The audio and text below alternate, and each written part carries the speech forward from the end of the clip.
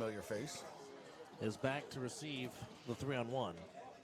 So here we go. He's giving him a lot of, he's in the end zone. Yeah.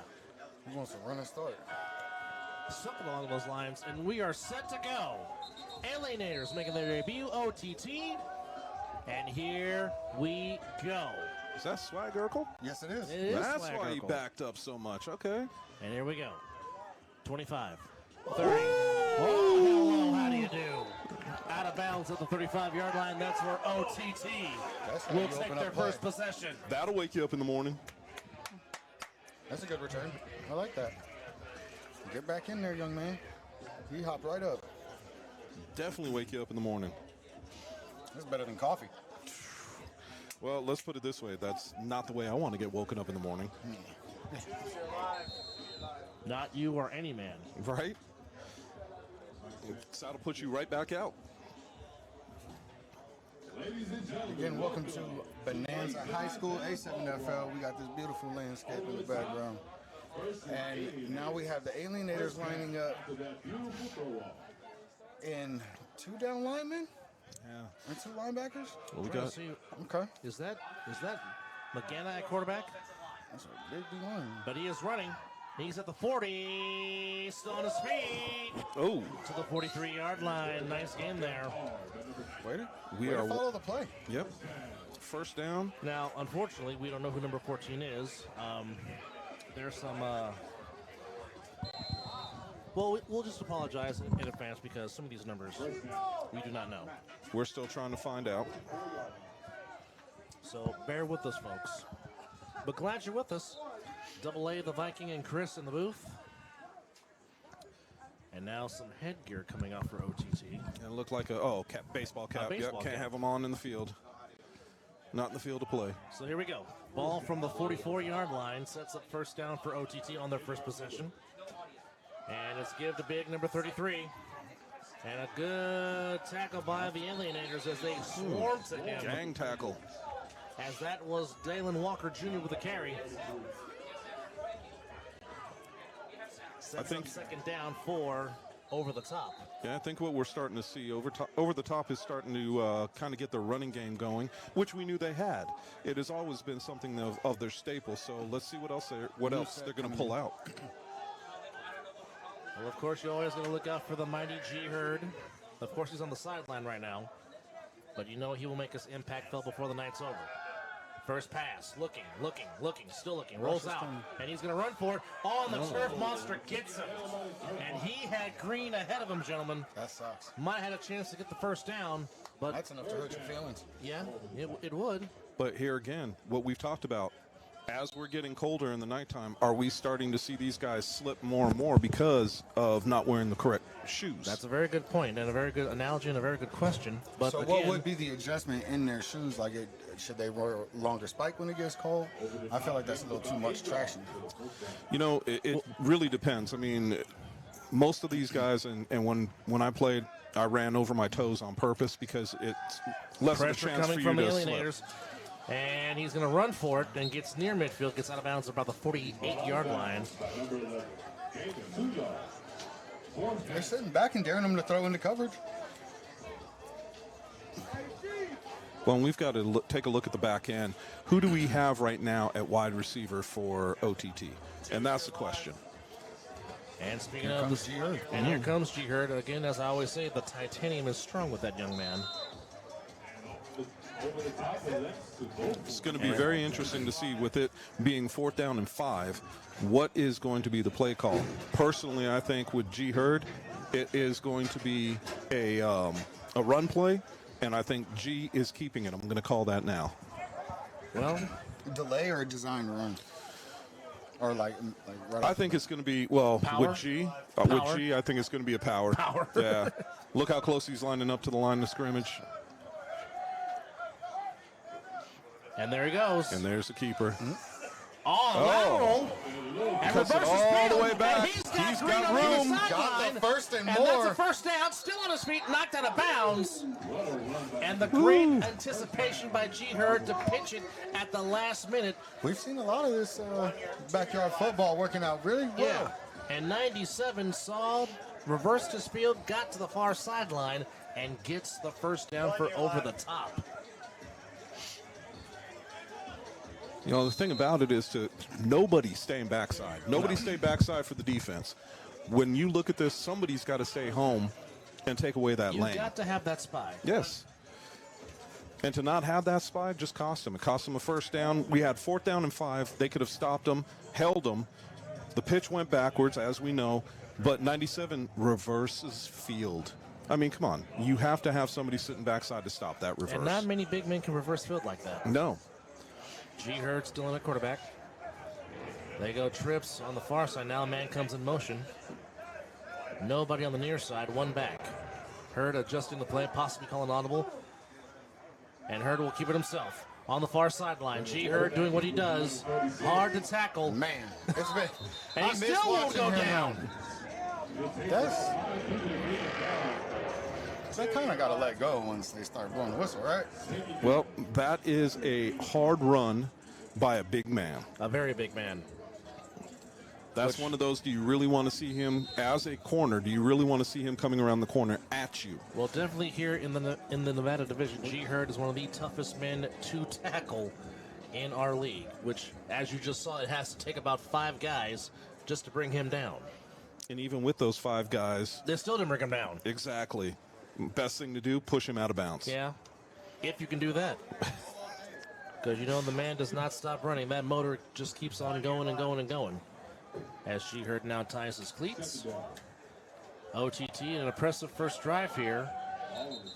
And we got delay some a game. Movement. Yeah, delay a game on OTT. Back him up 5 yards. And now make it down 2nd and 10. Hopefully they got a couple of plays in on that one so they don't have to go right back to the huddle. I don't know if they were trying to adjust something. I'm not sure. Well, that's why wearing that play with the wristbands is very, very important, as you saw Sick would have had with JG and number 17, Mr. Douglas. Well, and I think part of it was, to be honest, G tying his shoe. I mean, that did cost him. And right now, I can't believe that they're, you'd think that they'd have a play in mind already coming out of that huddle. And now going back up, they're wasting time. Yeah, tick, tick, tick, tick, as the clock ticks with 8:40 to go here in the first quarter. The Alienators and over the top here in game 2. Of course, the nightcap everyone's talking about. Oakley. Oh, big number 99. Read it, stuffed it. And the Aliens. That's a good start. Yeah, very good start.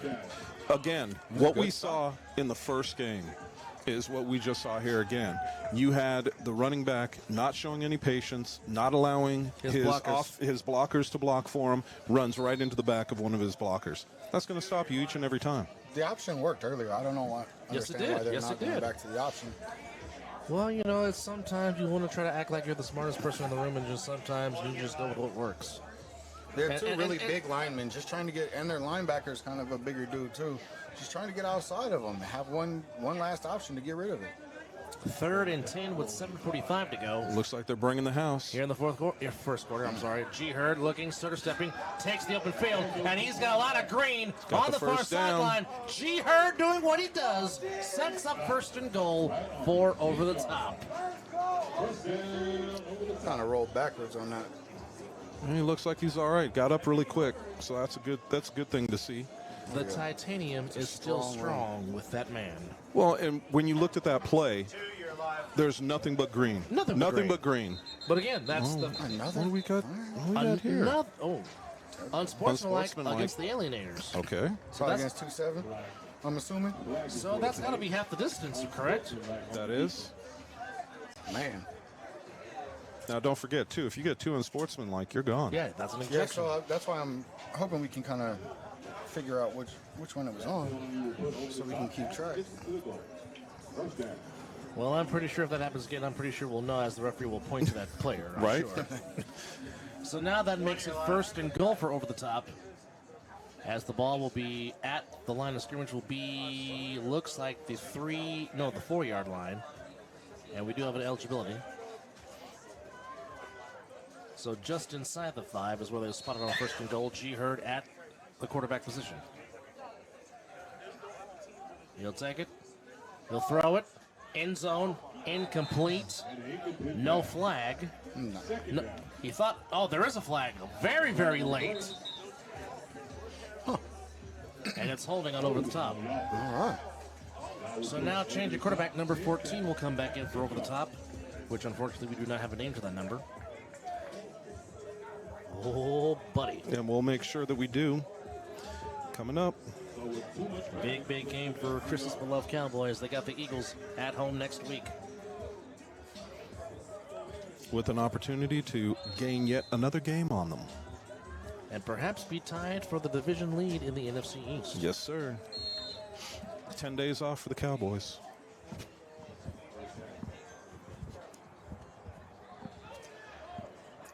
Wow. That's a 40 burger, folks, in Philadelphia. 6:45 to go first quarter. Debo. At the 15-yard line. And Interesting lineup. he avoids one sack. Oh, Breaking nice out. block. Oh. Short-armed it. Short-armed it. Short-armed it. I think if he would have set himself, he might have hit him in the end zone. Well, even you just, as a quarterback, you got to square your shoulders to the line of scrimmage. If not, that's what happens. The ball will either go into the ground or you won't even come close to your target. So he's got to learn to square his shoulders a little bit more, and he could have made that throw. I know, easy to say, harder to do. Yeah.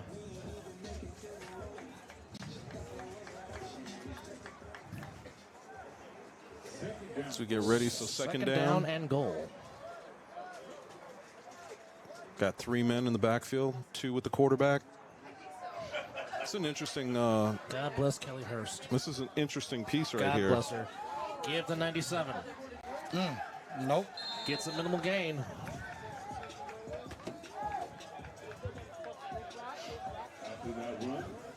So now we got third down. Now we got to remember too. This was actually a. This started on the 3-yard line for OTT. Yeah. And they've done nothing but gone backwards. Yeah. Yeah. We've had a penalty, and we've had really 2 bad throws. Yeah. Where you've got to capitalize on these short yardage situations. But what this is also showing me is what we can expect from the Alienators on defense. Stingy. But nonetheless, this drive has almost taken 10 minutes. And then the quarterback has the corner. He's got it. He dives. Touchdown. Over the top. Now that is a straight broken play where the quarterback took it on his shoulders to make that play, and that was a damn good play. Got to have him wrapped up. So over the top, literally have taken the drive and have almost got almost 11 minutes to get on the board, as it is now 6-0 with 4:48. My goodness. This kid's showing me something. Yeah. I don't know who the quarterback is. He's showing some moxie. Yeah, he's showing something, but it looks like he's coming off limping He's just got a little bit of a limp. Hopefully that's not too much of a concern for OTT. Maybe just a cramp. So we'll see what happens. Some jarring from the stands. Are we going for 2? Yeah, Yep, looks like we're going for 2. Which makes Scotty's favorite play. Which makes Scotty very happy. Número 2. Oh, we got another more laundry. Delay of game again. Man, they've really got to jump on that. Yeah, they really got to focus on clock awareness. You know, the thing about it is the clock, you have a play clock, and you should have it in the back of your head, and you need to jump all over it. That's what happens when we have too much time off in between seasons. Yeah, I mean, let's face it. We can look at this one game as like a preseason for us, and all these guys are getting back to playing football. Nope, got G. And now it's G-Herd doing G-Herd stuff. Yep. And the interception is dropped, but nonetheless, OTT, an impressive opening drive. The Alienators will make their first possession offense. We'll be back. It's the A7FL Fall Brawl on Fox 5.2.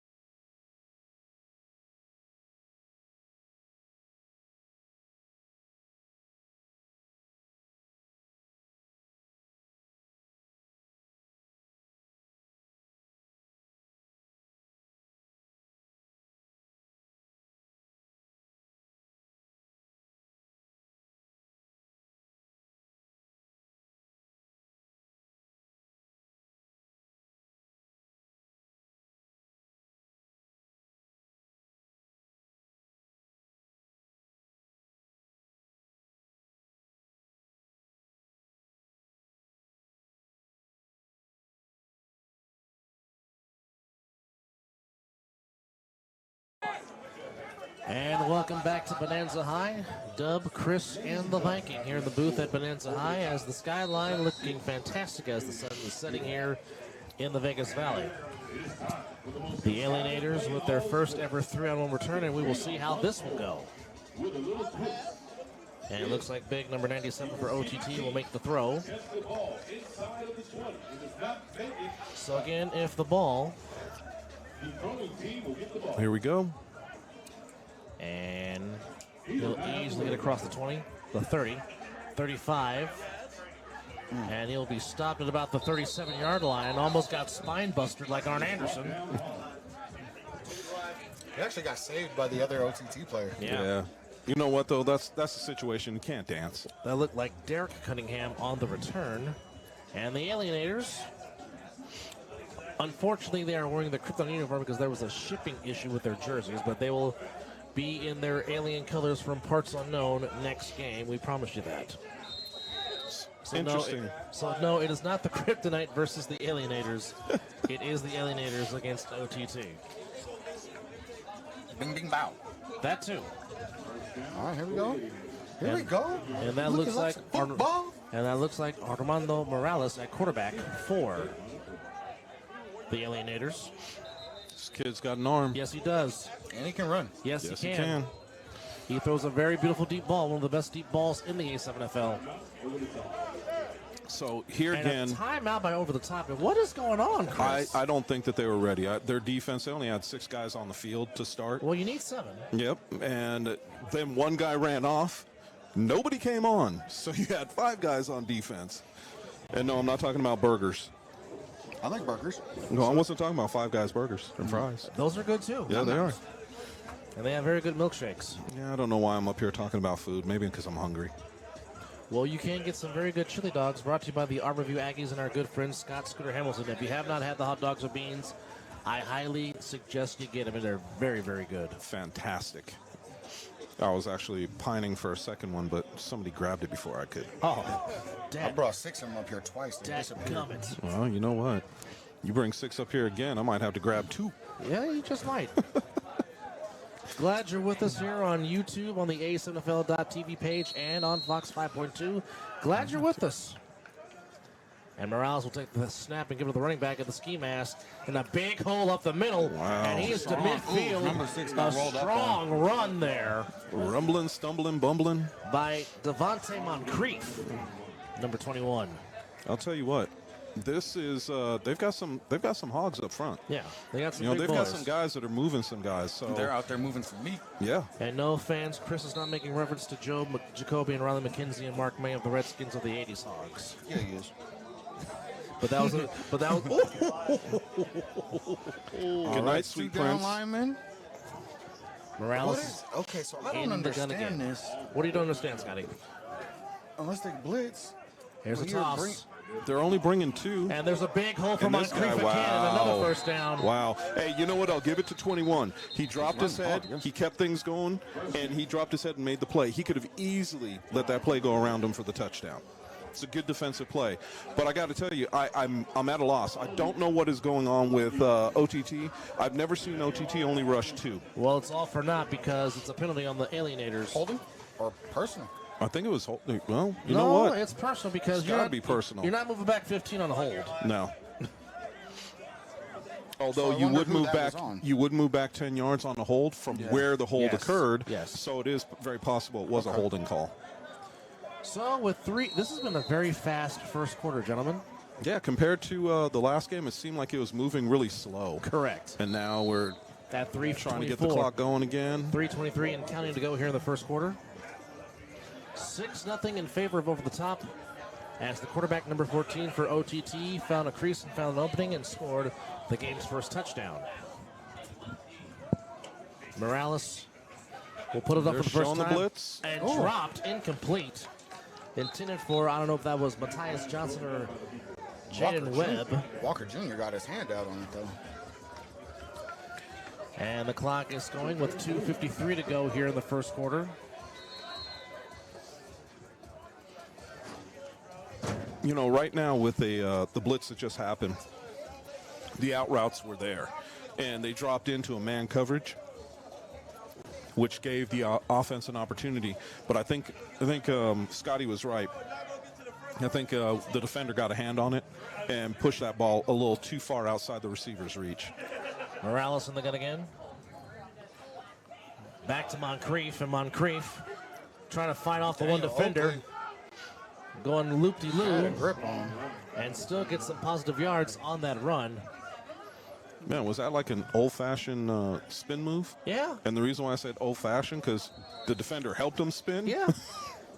While still holding on to his jersey? He gave him a boost with 2 minutes to go here in the first quarter. Now, I'll show my age, but remember when even the NFL jerseys were basically Velcro and ripaways? Yeah. Can you imagine what these were? He'd have just kept going.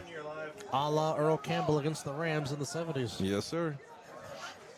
So many people don't realize that. No. They see that jersey pull off of them, they're like, wow. Yeah, they were tearaways. That's what happened. Morales to put it up. Looking, and he's going to keep it himself. He's across midfield. Still on his feet. Ooh. I think that if the referees let that one go, we'd be looking at a first down. Possibly. But Morales gets a nice gain. And a nice push from Big 71. But you know what? He missed a wide open receiver down the field. He actually Do you had think six. he was hesitant to throw it? He looked hesitant because he looked right at the man, and you saw him put the ball up like he was going to throw it and pull it back. So it is interesting to me too that he did that instead of just letting the ball go. And we are under a minute to go here in the first quarter. A very fast-paced first quarter. OTT took the drive and literally almost went 10 minutes to score the possession.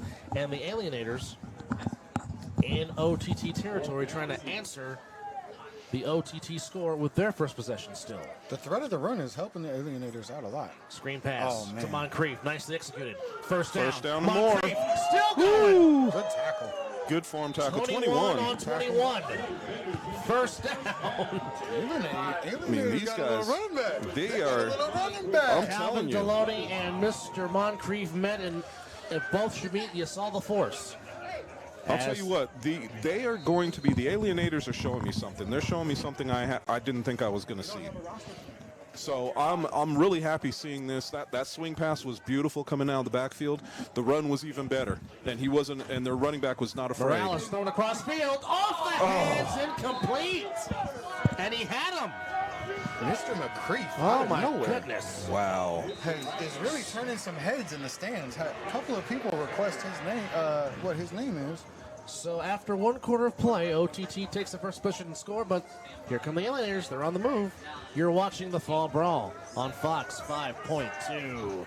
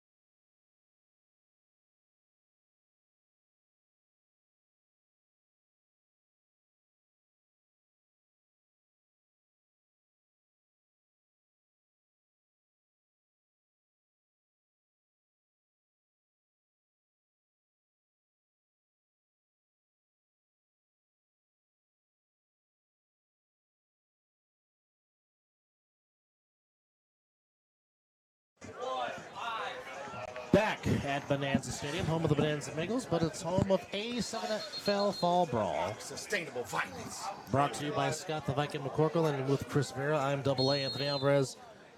Alienators on their first possession, putting together a good drive, trying to answer the call by OTT. Morales back to throw. Steps up, has a man downfield. It's incomplete. Here we go. Intended That for was good Cameron blocking back there. Cameron McCormick was the intended receiver, and I mean Morales put the ball there, but McCormick could not just get there. Oh boy. He almost brought it in. Yeah, that would have been a fantastic catch. That would have been probably one of the better catches I've seen tonight or today, and in a little bit. I mean, that was a good throw. That was a really good throw by the quarterback. Morales put it right on the money. Yes, he did. Yes, he did. Can't complain about that. And we got to run. And there goes the ambulance. Somebody called an ambulance. Oh, we've got a flag on the field. See what we've got. Low tackle. Low tackle. I'm sorry, I got the wrong name. That is Iarte. Quentin Iarte is the quarterback. I'm sorry. Morales plays for the Alliance. So I apologize for that, fans. That is Quentin Iarte, the quarterback for the Alienators. So we apologize for that. I apologize for that. See what we're marking off here, where we're going to be starting on the goal line for this low block. So the first drive for OTT in and a touchdown. The Alienators trying to respond. Iarte at quarterback for the Alienators. We're all the way down to the 11. The 11 after the low block penalty. Moncrief in the backfield. All right. And I think we're ready to play now. Yes, they're asking for the clock to roll. There we go. 13:50 and counting to go here in the first quarter. Oh, I'm sorry, the second quarter, I beg your pardon. So this wasn't a bad penalty to take.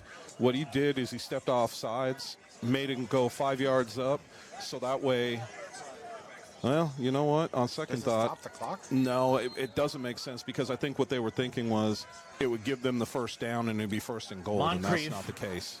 And he is swarmed by OTT. Gets back to the 5-yard line. Nope, you know what? I take that back. It did. They can't get the first down. Markers aren't on the field. Oh. So that's why he did it. He stepped this across. So this is goal to go now. Yes. So now second and goal. Second and goal here. 13:02 to go. Are they going to go to bonus coverage? That remains to be seen. 12:52 to go here in the first half.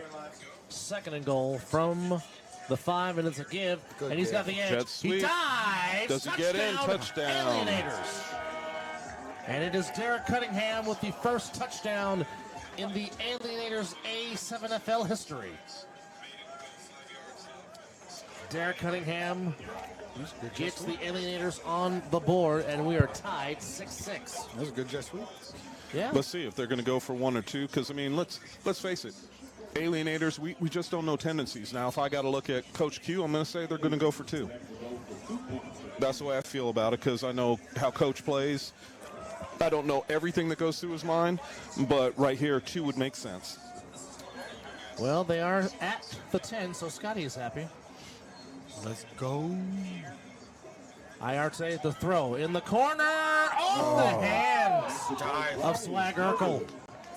So with 12:42 to go here in the second quarter, It was just a bit. we got ourselves a game, folks. It is tied 6-6. We'll be back with a 3-on-1 throw-off on Fox 5.2.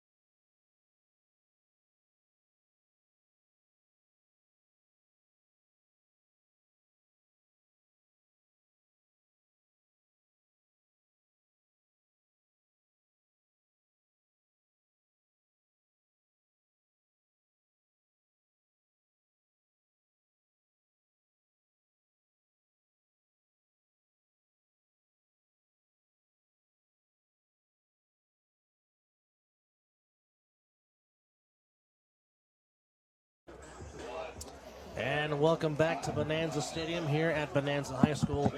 Anthony Alvarez, Chris Vera, and Scott the Viking McCorkle here with you live in the booth. And guys, we have ourselves a little bit of a competitive game in the early going here in the first half.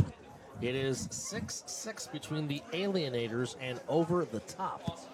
And this is where I think Over the Top is going to miss a very big playmaker in Savion Cunningham. Yes.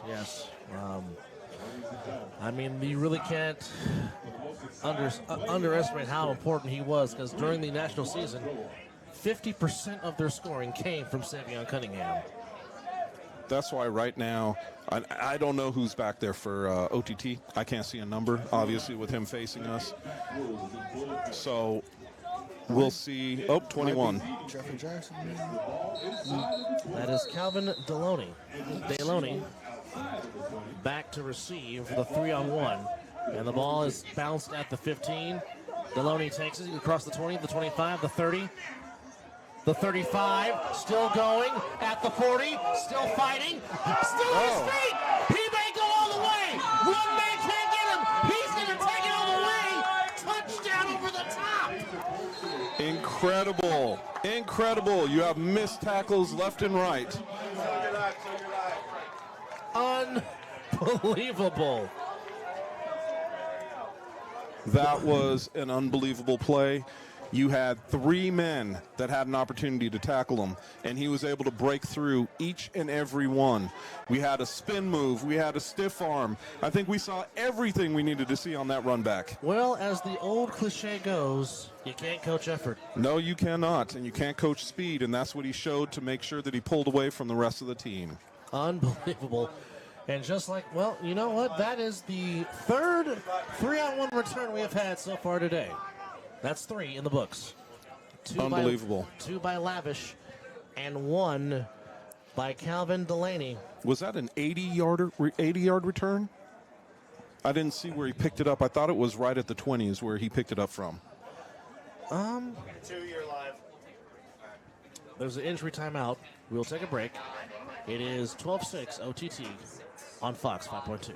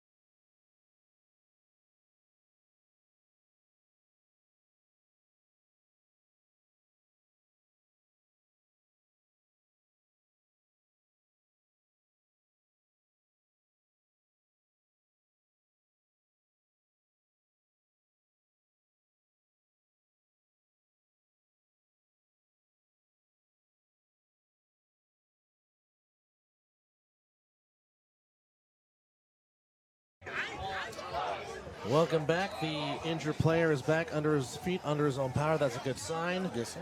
As now OTT will decide if they will go for 1 or if they do the Scott McCorkle rule, which is Always go for 2.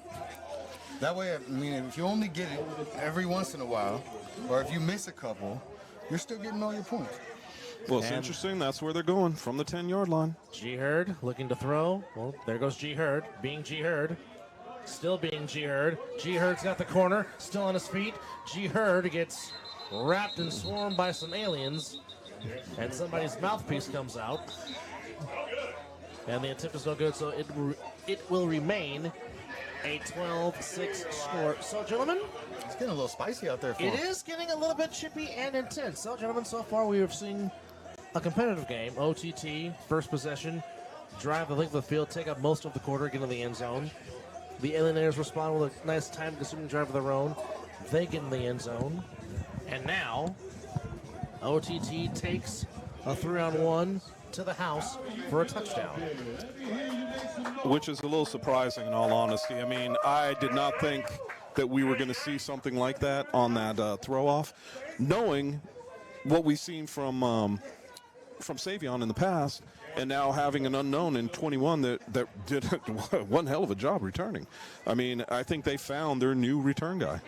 Well, that remains to be seen, but there is a good possibility that could happen. Well, I mean, 21 is also playing safety for them, so yes, it is a very interesting piece that what we're seeing out there from OTT.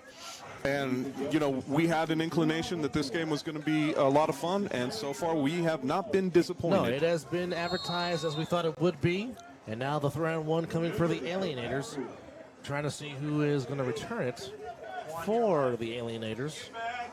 Did I pick Alienators in this one? I don't know. Did you? I think I don't know. you did. You had the paper. You had the paper. Oh, yeah, that's right. And I got the paper. Unfortunately, I would have to wait until halftime to grab that out of my car. So that way we could take a look at it. Here comes the throw off. Ball gets to the 21. He's across the 20. The 30. Speed to him. To the corner. And now gone. he might be gone. Oh, he's gone. And we're going to have A back ball to back 3-on-1 returns. He's fast. Touchdown, Alienators. Amazing. Mr. Amazing. Cunningham takes one to the house, and he says, I see you, and I raise you. That is amazing. And keep in mind that we still have 12:41 on the clock because these do not take time off of it. These are untimed downs when it comes to the 3-on-1 throw-off, and you see why we call it the most exciting play in sports. So now it's 12-12, and we will see if the Alienators will go for one or two to try to take their first lead of the night and their first lead ever in their A7FL history. I think this is where you have to step up and go for two. You want to make it 14-12. You want to make it difficult for OTT. So here we go. And And OTT only has 6 players on the field again. You know what? Just snap the ball for them just not paying attention. Well, and there it goes. And there goes And now number we're going 21, to get. and there it is. There it is. That's the lead. Devontae Moncrief gets it in for 2. But, I mean, it makes it that much easier when you forget to run out your 7th player on defense. And, you know, when you're on the sidelines, whoever's coaching OTT has to be able to pay attention to that and get the right personnel out on the field. If not, this is what it costs you. But somebody has to pay attention. He just ran the touchdown. Yeah. Jump out there for safety. Okay, was that for 1 or for 2? I thought that was for 2. That was Might for have been 2. for- I'm not sure. They showed from the 10-yard line, so I think it should be a 2-pointer. Yeah, that should be for not 2, a single not point. a 1. Yes. So we'll see. We'll get that straightened out. And now here we come back with another throw off. And look who's back to return this one. Oh, he just took one back? Yes, about he did. 5 minutes ago. And here we go. So it's 14-12, not 13-12. But Delaney Makes one man miss. Slips. almost fell down. Ooh, Gets across 35 to the 38-yard line. gotta be careful. Gotta be still careful, a number 4. Gaither is But hyped. still, yeah, that is Mr. Gaither. He is as fired up as you want him to be.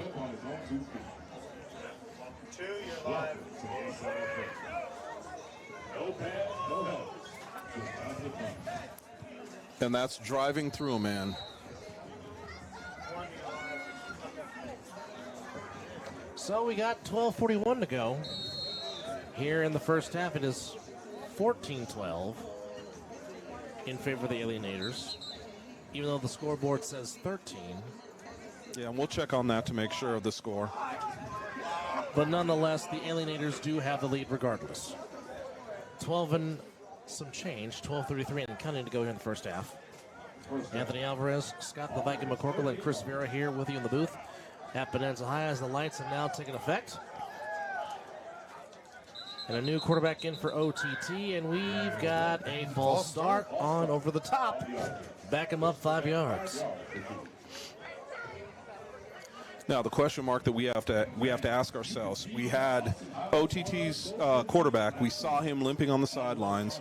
We don't see him back in the game. I believe it was number 16, if I'm not mistaken. The quarterback? And, yes. 14. It was 14. Oh, 14? Okay, Yes. my bad. And so he is not back in the game. We actually have another quarterback, if I'm not mistaken, right now in the game. We do. So we've got to wonder what's going on with the quarterback that took them down the field and had them score. or had him run it in for their score. So let's see what goes on here. Number 12 running to the far side. Ball on the ground. And 71's got it. the Alienators have the ball to turnover. This is interesting because if we were to watch that again, I think the ball was... no, it almost looked like he was on the ground when he dropped the ball. I would love to get a replay on that. You and I both. I would really like to see if he put the ball on the ground as he was being tackled, and was he already down? But nonetheless, it is the Alienators' ball as they force a turnover, and they start in plus territory here with 11:53 to go here in the first half. And let's not forget, at the end of the day and during the day, you can catch all of these highlights and more on all of the social media platforms. Just look up A7FL, and we will be all of your highlight news. Hashtag Fall Brawl. Looks like we've got an official's timeout right here. Yeah, they're going to have a meeting about it. Let's see what we're looking at. Doesn't look. Oh, hold on. Nope. They have done run the clock. Yep. Here we go. No announcement. So here we go. 11:45 to go here in the first half. 13-12. Alienators with a 1-point lead. Although I really think they went for 2, but we will get that situated as soon as we can. But nonetheless, as it says in the score, 13-12. 11.5 to go here in the first half. A competitive game as we thought it would be. It certainly has not disappointed. Here we are, going deep. And dropped. Now, I don't know if that was Johnson. Again. I don't know if that was Johnson or Webb, because there are 2 number 4s, according to the sheet that we have. That's Gaither. That's Gaither. That is Gaither? That is Gaither. Well, unfortunately, Ronald Gaither is listed as number 5 on the list. No, the that's sheet. definitely not right. So fans, And don't forget, because of their not wearing their jerseys, Yeah. he's going to wear. And remember, when he was with Kryptonite, he was wore number 4. Yes. Which again, they are not in their normal colors. They will be next week. Shipping issues happen. Yeah, they do happen. Iriarte. Oh no! Got a false start. And the Alienators are now I back in think it's on the receiver. The Alienators are I back think it was on the up. receiver right in front of the referee. Kind of makes that call easy.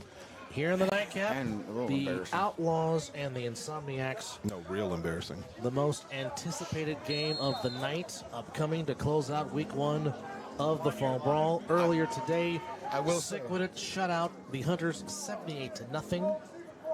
I think that the O-line is so hard to play O-line. Like, not snapping with somebody like in your grill. McCormick gets the carry, but a good tackle there by number 97 for OTT. Playing O-line is hard, man. Not flinching when somebody's coming at you like that is... It is hard. But But for when you see plays like this, it makes it a very interesting play. It makes it, as an offensive player, you have to sit still. Defense can move, and sometimes you're right, Scott. You know that the guy's coming full bore. You've got to do something about it, and sometimes they do get you to move when you shouldn't. Iriarte gives back to McCormick. McCormick hit on the right side. McCormick, patient running, good running, gets a nice gain, gets the penalty yards back. He runs well. Yeah. What I like about him, he's patient, but he sets up his blocks. That's something we didn't see in the first game. We did not see that at all. Really wasn't too much of an opportunity to. Okay, so we do confirm that it was a 1-point try for the Alienators, so the score is correct, 13-12. So And now they're threatening. thanks to our But it's 4th and 5. thanks to our outstanding production crew for confirming that for us. Absolutely. So it is 13. P9. So it is 13-12. This is a beautiful Iriarte is fake. going to keep it for himself. Oh! Hello, how do you do? Good morning. Stuffed. Oh, That's a good stop. that looks like Darius Robinson that made the stop Are they measuring it? on Ariarte.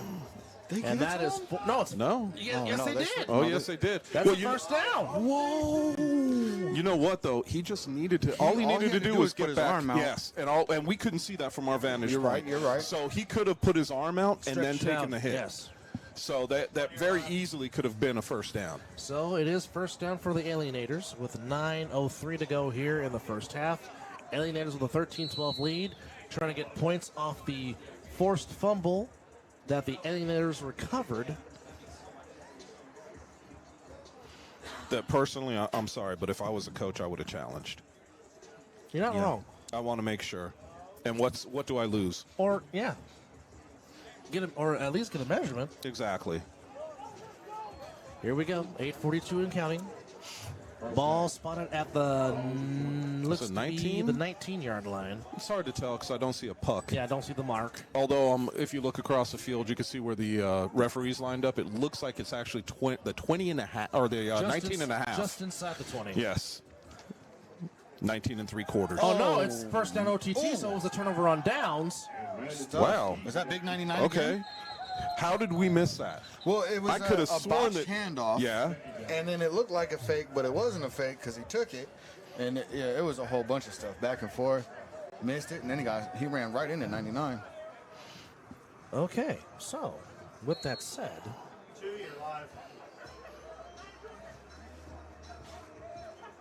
it is second down and 12 with 7:50 to go here in the half.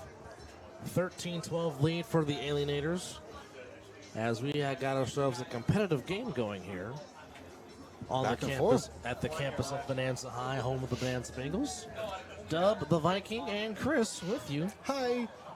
Of course, you can catch us on Wednesdays on the Vegas Hype Media channel on the Other Side of the Ball podcast from 5:30 to 7. And Tyreek Hill is a very fast man. Not as fast as my hairline. Stop it. Second down at 12 No, for I hate to OTT. break it to you, Man, that Scotty. thing's It's falling out. oh, Intercepted! good pick. Thrown by Cunningham. Cunningham still on his feet. Cunningham scores. Pick Touchdown. six. There's laundry on the field. There's laundry on the field. We've Wait got a minute, laundry. there is a flag. Hold We got a everything. flag. What do we got? What do we got? Who do we got? What do we got? Where do we got it? It's wait. We got. Hold on. Might Hold have on. been We after need the to. kick, though. Yeah, we need to see the white cap to face us. Illegal block by the offense, by the defense. By the So the interception will stand. But yes. it looks like Interception block in will the back. stand. The interception will stand, but the they'll touchdown take will the not. points off Yes. the board. Yes. Well, points will come off. All right. all right. So it'll be possession for the Alienators in plus territory. Oh, thank you. Thank you for the clarification, sir. Anytime, mate. Tony One seems to be laboring over there on the sidelines. I'll tell you so what. far, he's at He's taking a 14. whooping. He's at 1,481 yards. What? Oh, okay. You're talking about okay, Tyreek, yes. Tyreek. Wow. I'm That's like, a lot of yards. who's got The Lavish didn't even have that many. right? Although, Might have. He really might have. man, if he would have kept going, I'm going to keep throwing it to him. I can't wait to see Donnie. Oh, yes. So- Mr. Lions, yes. here we've got. Donnie versus Savion for the returns. This is going to be an That's a interesting. nightcap. I That like the could way be- this is setting up. That could be special. I like the way this is setting up. So we're going to go with 3 wide. You have the running back in the backfield And another flag. and another Flags flag. out. This could be a free play, though. Well- I didn't hear a whistle. So No. I'm thinking, No, oh, waved he's it. picking it up, Waved waved it. it off. First down. McCormick with some fantastic. Well, I'll tell you what, McCormick has been impressive running the football for the Alienators Yes, here he has. this first half. Oh, but And he he's comes got a up hitch in his limping. video. Oh, boy, that's not good. Not good, not good at all. Hopefully it's just a little crampy poo. Yeah. Well, he's put in some yards for Gentlemen- sure. Gentlemen, this has been a very fast first half. This I can't believe that we've only got 6 minutes to go in the first half. That blows my mind. Yeah. It's not even 5 o'clock. Yeah, 6.5 minutes, and right. that is just crazy. But that's good football. They're playing good football. Yes. But they're not getting out of bounds very much. No. Well, needless to say, fans, the Viking has been foaming at the. Oh, there's a fumble. Fumble. Back of the end zone. Oh! Not Charles good. Johnson had a chance to hold it in, but could not bring it down. That close to number 20. I can't see what number that was. That went up with him. 21? That No, was 20. No, that was 8, Deloney. 22. 20. Almost got mossed. Almost got mossed.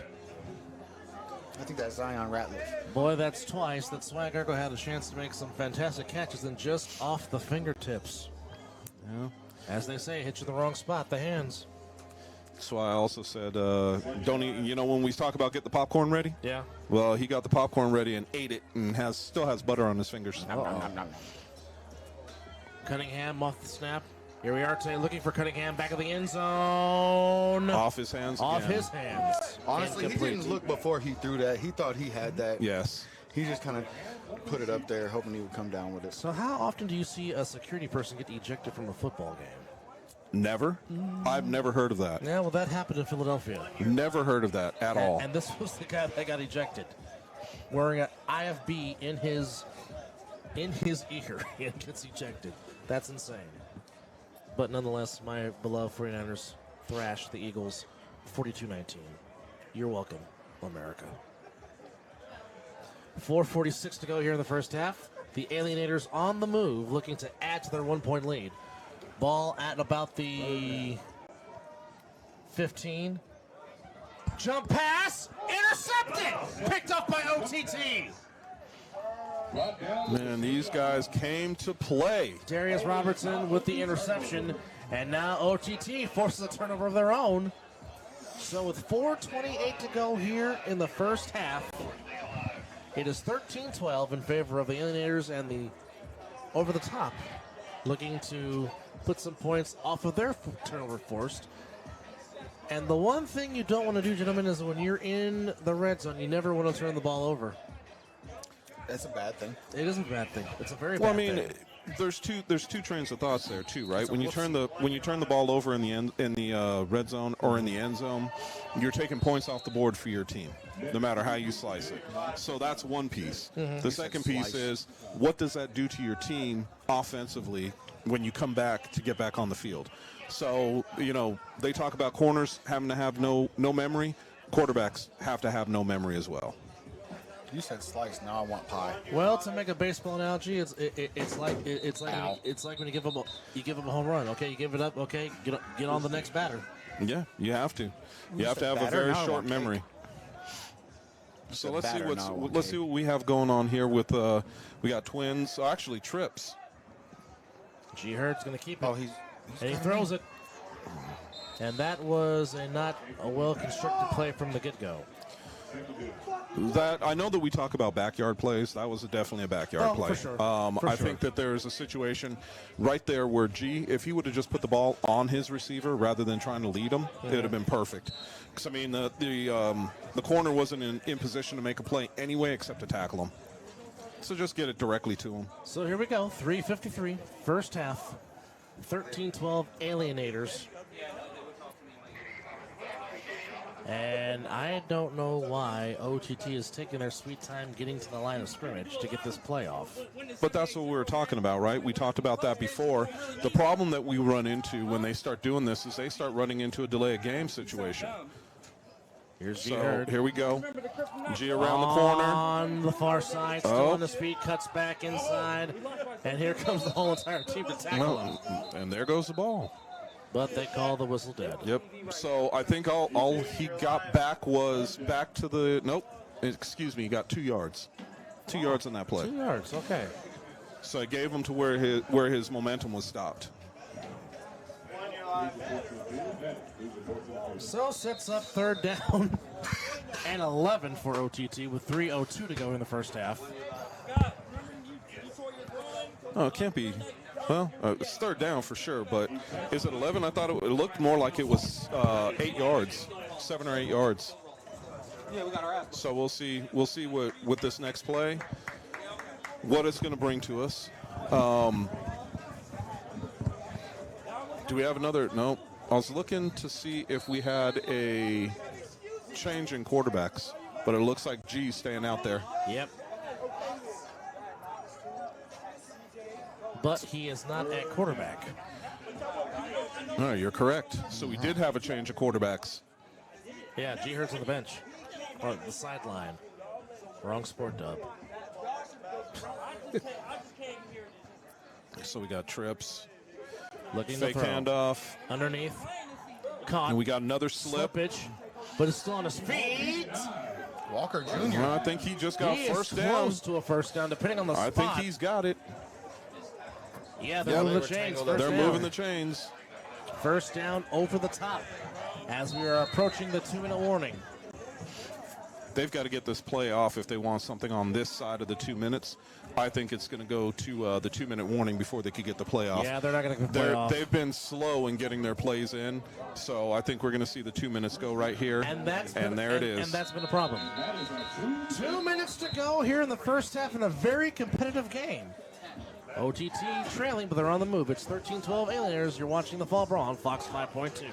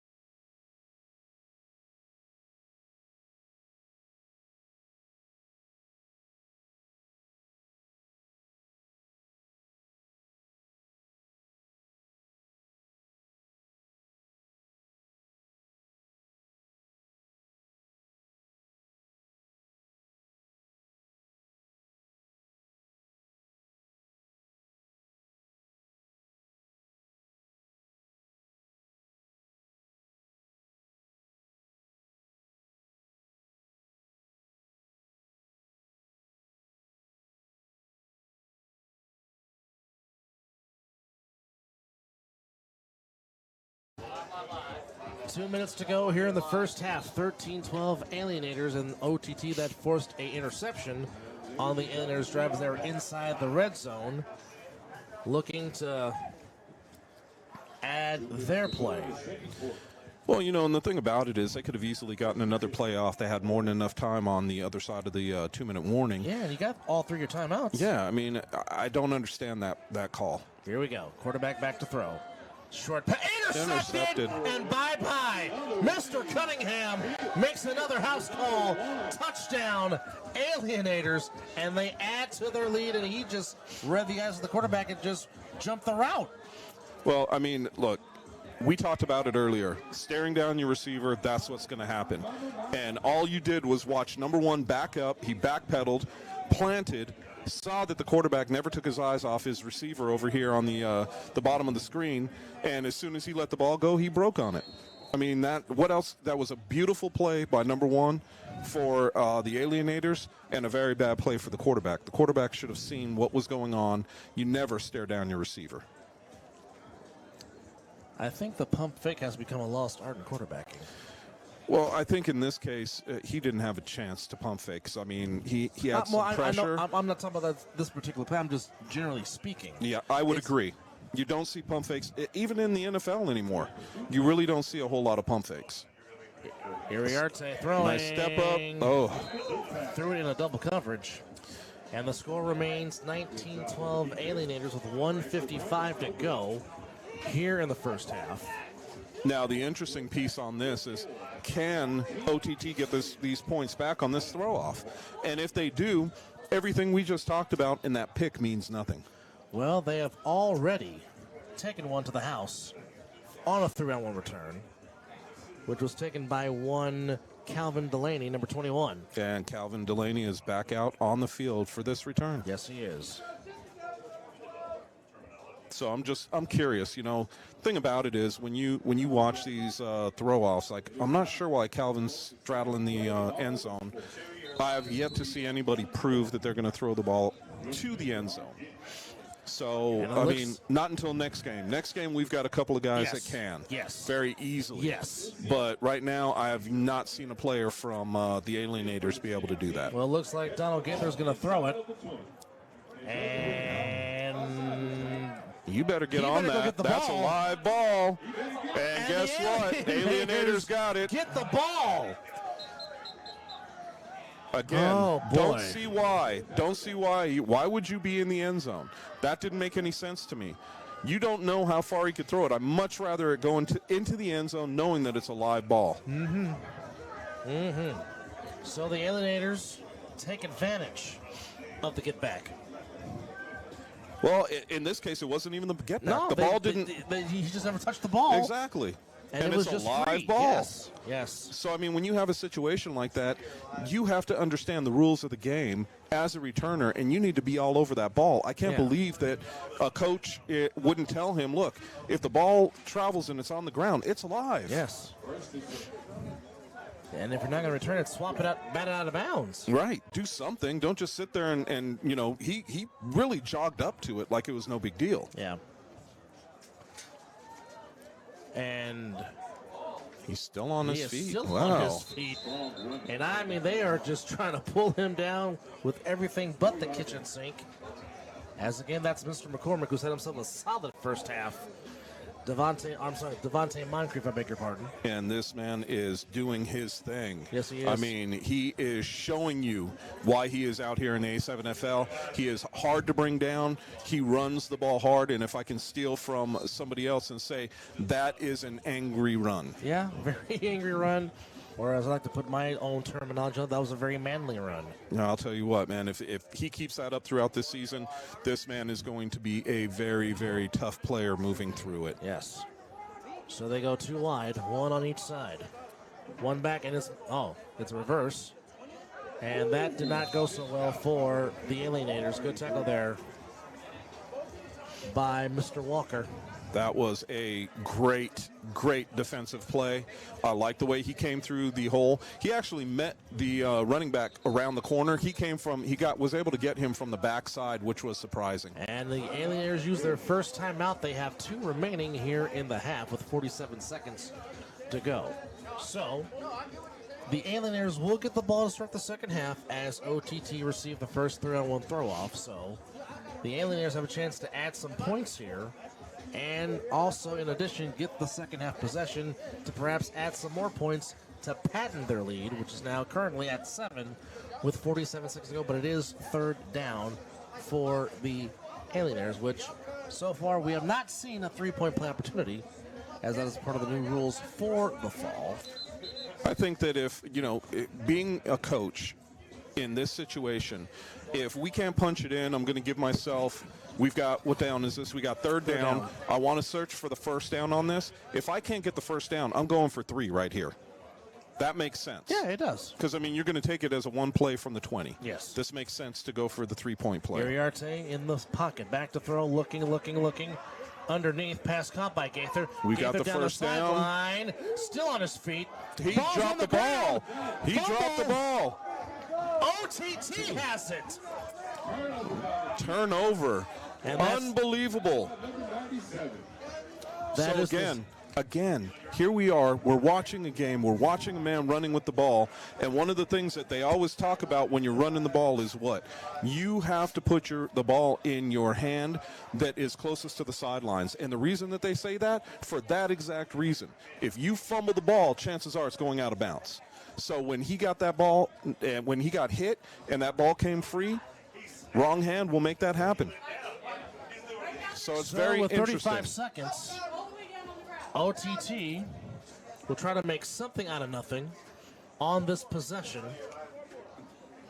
Well, and in this situation, realistically, you have all 3 timeouts. You can do a couple of different things. You can even attack the middle of the field with 3 timeouts.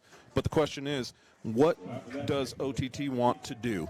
Because you really can use the sidelines. And look how the defense is setting up. You have nobody, no safeties whatsoever in this. They're playing man, straight man. When you get all 3 timeouts, the playbook's open. That it is. Walker looking to find somebody trying to throw the ball downfield. Does, and it's picked off again by the Alienators. And this might be another pick 6. Oh, he is already out of bounds. Yeah, and G. Hurd was willing to lay the hit stick on him. We've got somebody down right now. We've got a player down. And he alertly went out of bounds, and he's on his knees and ran back up quickly.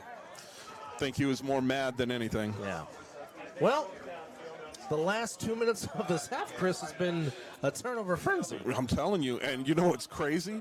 If you look at where the ball placement is right now, that's right about where Gaither coughed it up. Yes. So, realistically, you can be looking at a You know, when you were just talking about it, and I kind of started thinking about it, they could do a 2-for-1 on this. Yeah, they could have. They get it into the end zone on this one, and then on the throw off, take it back down, and you get 2-for-1, if you will, because of the situation with the time on the clock. Correct. 21 seconds to go before the half, and I believe, and I don't know if you've been keeping count, but I don't think the Alienators have taken any timeouts.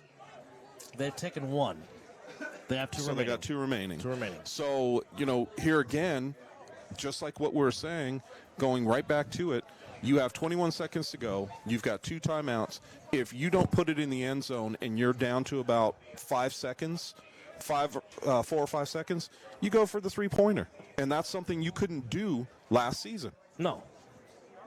You're absolutely correct. This is going to be interesting. Wait, okay. Did we miss something? Because now they're saying... Was there unsportsmanlike? I don't know. Because right now we've got OTT back with the ball. Must have been a penalty on the Alienators. Had to be. That's the only thing I can think of. Something that did not allow the play to stand. I don't know what the flag was. It'd be nice to know, and I'm sure we could get clarification, and we will. But it's interesting that we're right back here. First down, 21 seconds to go. G Herd with the ball. G Herd running. G Herd up the middle. G Herd first down. G Herd across the 35 to the 39, and that's where they'll spot it. And they got to use their timeout. G is down. And G Herd is hurt. Clock stops with 9 seconds to go. 19-12 in favor of the Alienators. They'll get the ball to start the second half. And like we said, we thought this would be a competitive game. It's not disappointed. What's the one thing, Chris, that you've seen so far that has caught your attention with this game? I mean, right now what I'm seeing is the biggest difference in play is the Alienators have taken advantage of pretty much all of the plays that they have had. That they could take advantage of. And right now, the problem with OTT is they have not taken advantage of some of the plays that they've had. We've had guys running downfield wide open on both teams, and that wasn't taken advantage of the way it should have been. But, I mean, we'll see as this game goes on. Again, this is our first game of the season, and their first game of the season. So what we're seeing right now, I always chalk that first game of the season up to preseason because we don't play preseason. We'll take this break. We'll be right back on the Fall Brawl.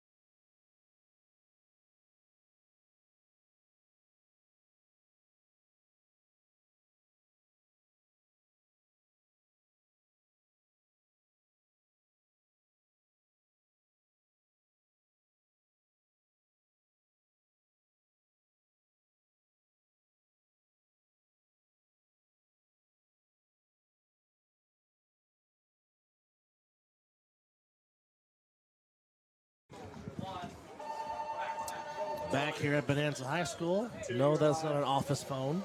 9 seconds to go in the first half. Dub, the Viking, and Chris Vera with us. Competitive game. Physical game. Physical game, lots of turnovers, but close game. Close game. Close game as we would expect it to be.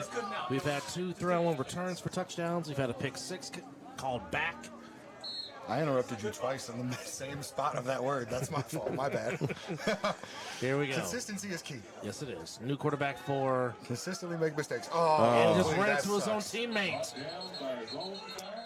And a timeout call with 2 seconds to go. I mean, realistically, the only thing they have left is a Hail Mary. Yeah. And, you know, I think their best thrower is on the sideline right now. I'm not sure why. I think he's left the building because I do not see him. Who? Number 14 for OTT. Oh, yeah, he's gone. I saw him leaving. He claims, and I'm not gonna put it. I am saying allegedly. We haven't seen any film or anything. He said somebody stepped on his ankle on purpose, and he's claiming it is malicious intent. We'll have to take a look into that. We can't deal with that. Okay. But he had to be helped off to his car. Wow. Yeah. So the thing about it is when he dove into the end zone, one of the guys, he definitely didn't step on his ankle on purpose, like he's claiming, but he was running behind him. And what happens when somebody dives in front of you? You're trying to watch their feet and watch your feet. So I'm sure it wasn't done on purpose, like he's saying. I stepped on Trey's foot like that. Oh, dude, I had a flag game not too long ago, and I slid. I almost did the splits. It was embarrassing. I had an offensive lineman step on my foot. Well, we will That see hurt. if Deloney can reach the end zone or reach the. Well, he's going to keep it himself. And he's going to run. And he's still on his feet. Oh, And the turf now strikes that again. that would be if he didn't slip. That would have been because he saw 27 reaching out for him. If he would have grabbed his jersey, that would have been a horse collar. But he slipped at the same time. So after one half of play, it's in the first game, which was a 78-0 thrashing by Sickwood over the Hunters. And we have seen Deloney take one back for over the top. there we go. And here we go. It's Mr. Gaither. He's across the 40. He's That's a good to return. the 47-yard line. That is a very good return. Good field position for the Alienators as they're trying to maintain and add to their 7-point lead. And, of course, the 3-on-1 throw-off is an untimed down here in the A7FL. Well, I like this play. I like the way they played that much better than the one that they lost contain. Yeah. Nobody lost contain on that one. They let Gaither try to split 2 defenders, which is always going to be a tough play. So it's good to see them stay disciplined on that one. It goes to show how much talent we have in a 3-on-1 in Las Vegas or in the Nevada division when we're looking at getting out to the 45-yard line as an okay return. Right? Right? Because we're used to seeing some of these guys take it to the house. That's a great return. That's great field position. And Gaither just declared himself eligible as in any other division is the quarterback. And Moncrief with a very solid first half gets the ball. Ball's on the ground, and OTT has it. What just happened? Wow. What just happened?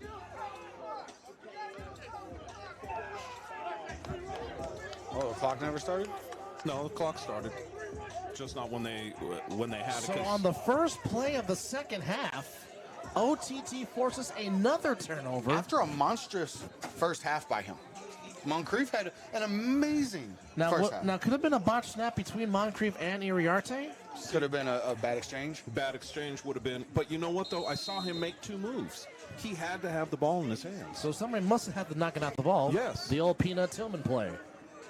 But nonetheless, OTT in plus territory to start the second half, looking to possibly tie this game. He's such a good running back. I'm really interested to see how he can bounce back from putting it on the carpet. And there is a new quarterback for OTT. That is number 6, to which unfortunately we don't have his name, and we apologize for that, fans. So sorry. And he's going to put up the throw. Looking, he's got him. Looking. He's got him. Takes a shot downfield. Intercepted. Open guy. Why did he throw it into the middle of the field? Again, you had 2 receivers running the same route, and you had a man at the top of the screen. That's unfortunate. Going down the sidelines wide open. Now, I know you guys don't play quarterback, but Oh, I'm so bad. try to put yourself in the quarterback's shoes for our viewers. Like, what are you looking at when you're throwing? What are you not seeing? Well, I It's don't not- understand because I think correct me if I'm wrong. I think it should have been his first read should have been that outside guy as he wheeled out, and I think if you're even, you're leaving, right? Correct. So the And in this the case- first guy on the seam, he was covered. Yep. The guy, your very next read, he should if he taps it over. I don't know if there's a guy in his face. I don't know. I was So, watching the receivers. I didn't When see I it. was sitting there, that's a Ooh, case he's in wide my open. eyes. That's a case of the quarterback not seeing the field, because you had two guys in the same position going down the middle on a slant route, but you had a man wide open, wide open on the sideline. And that basically was a punt just to give the Alienators the ball at the 10-yard line. Here we are today looking to throw. Oh, Throws downfield. and he's got a cannon. Overthrows Cunningham. Just overthrows. Just slightly out of his reach. That was a good ball. And again, but It was a pretty ball. I wanna also- but because it here's wasn't my complete. question. We know Iriarte can throw the ball downfield. Why is he waiting so late to just let it fly? Why I thought he was past Why do you think that it? Well, same thing is like he is Okay. hesitant to let it go. But hold on, we've got to understand something. There's a different piece of this. Okay. And we talk about this for the pros. This is no different. You have to understand the whole thing of playing quarterback in this league. And one of the things that they have to understand is to throw with anticipation. That was not one of those throws. I think that's the wildest thing that quarterbacks have to do so much. I think it's so understated at how important and hard that position is to play. Iriarte looking again to throw. Jump pass. That one was actually caught. I think Or that was ball the ball out. out again? No, there's a whistle. They're saying No it was official down. signal. They're saying that's a completed completed catch, and cast, a completed cast. The pass was complete, and they're going to say he's down by contact, so no fumble. The old ground cat calls the fumble play, which some will try to argue that to the death. Nonetheless, third down for the Alienators, and I'll tell you what, though, it's been competitive, it's been fun, but it's also been sloppy on both sides of taking care of the football. Will that play a factor late in the game as we get into the fourth quarter? It is possible. The little guy. Ooh, he didn't We got a even bubble leave. Cunningham screen. on his feet. Oh, makes a man miss. And Cunningham's got daylight. Wait, where One man yards to are they beat. coming? And look at Morales down, or Iriarte throwing a block. And Cunningham takes it all the way. Takes it to the Touchdown house. Alienators. That was incredible. And what was even better was watching the guy who threw the pass. Iriarte, on the last quarterback, block for him. downfield throws a block. You know I like motor. Straight hustle. That Yeah. he Straight is hustle. he has earned a whole bunch of points in my book. Oh, yeah. I mean, if That you're- is all out effort, Yeah. selling out for the team, selling out for the score. When was like that. When was the last time you see a quarterback literally run downfield to throw a block like that for your teammate to go score? Remember the Titans? Sunshine! Oh man, the best that was movie a- ever made. But that was a pull block. Yes, So- that's and true. that was after he pitched it. But no, I mean, this is Iriarte running full speed. And he was digging. Yes, he But was. again- And those were great moves by Cunningham as well. Yes, it is. was. But again, I think we're missing the factor. You have Coach Q out there being the head coach. And of you do. course, we know that Coach Q is one of the most respected men in this league, in this city, and has a very good football knowledge. So, And he looks like Raiden. the Thunder God from Mortal Kombat, brought to you by Scott the Viking McCorkle. You gonna get him a straw hat? They are I going just look like Farmer Jack with that on. Yeah. back in the end zone, and this incomplete from Mr. Swag Urkel. But nonetheless, we will take this break. Can OTT respond after this latest touchdown by the Alienators? It's 25-12. You're watching the Fall Brawl on Fox 5.2.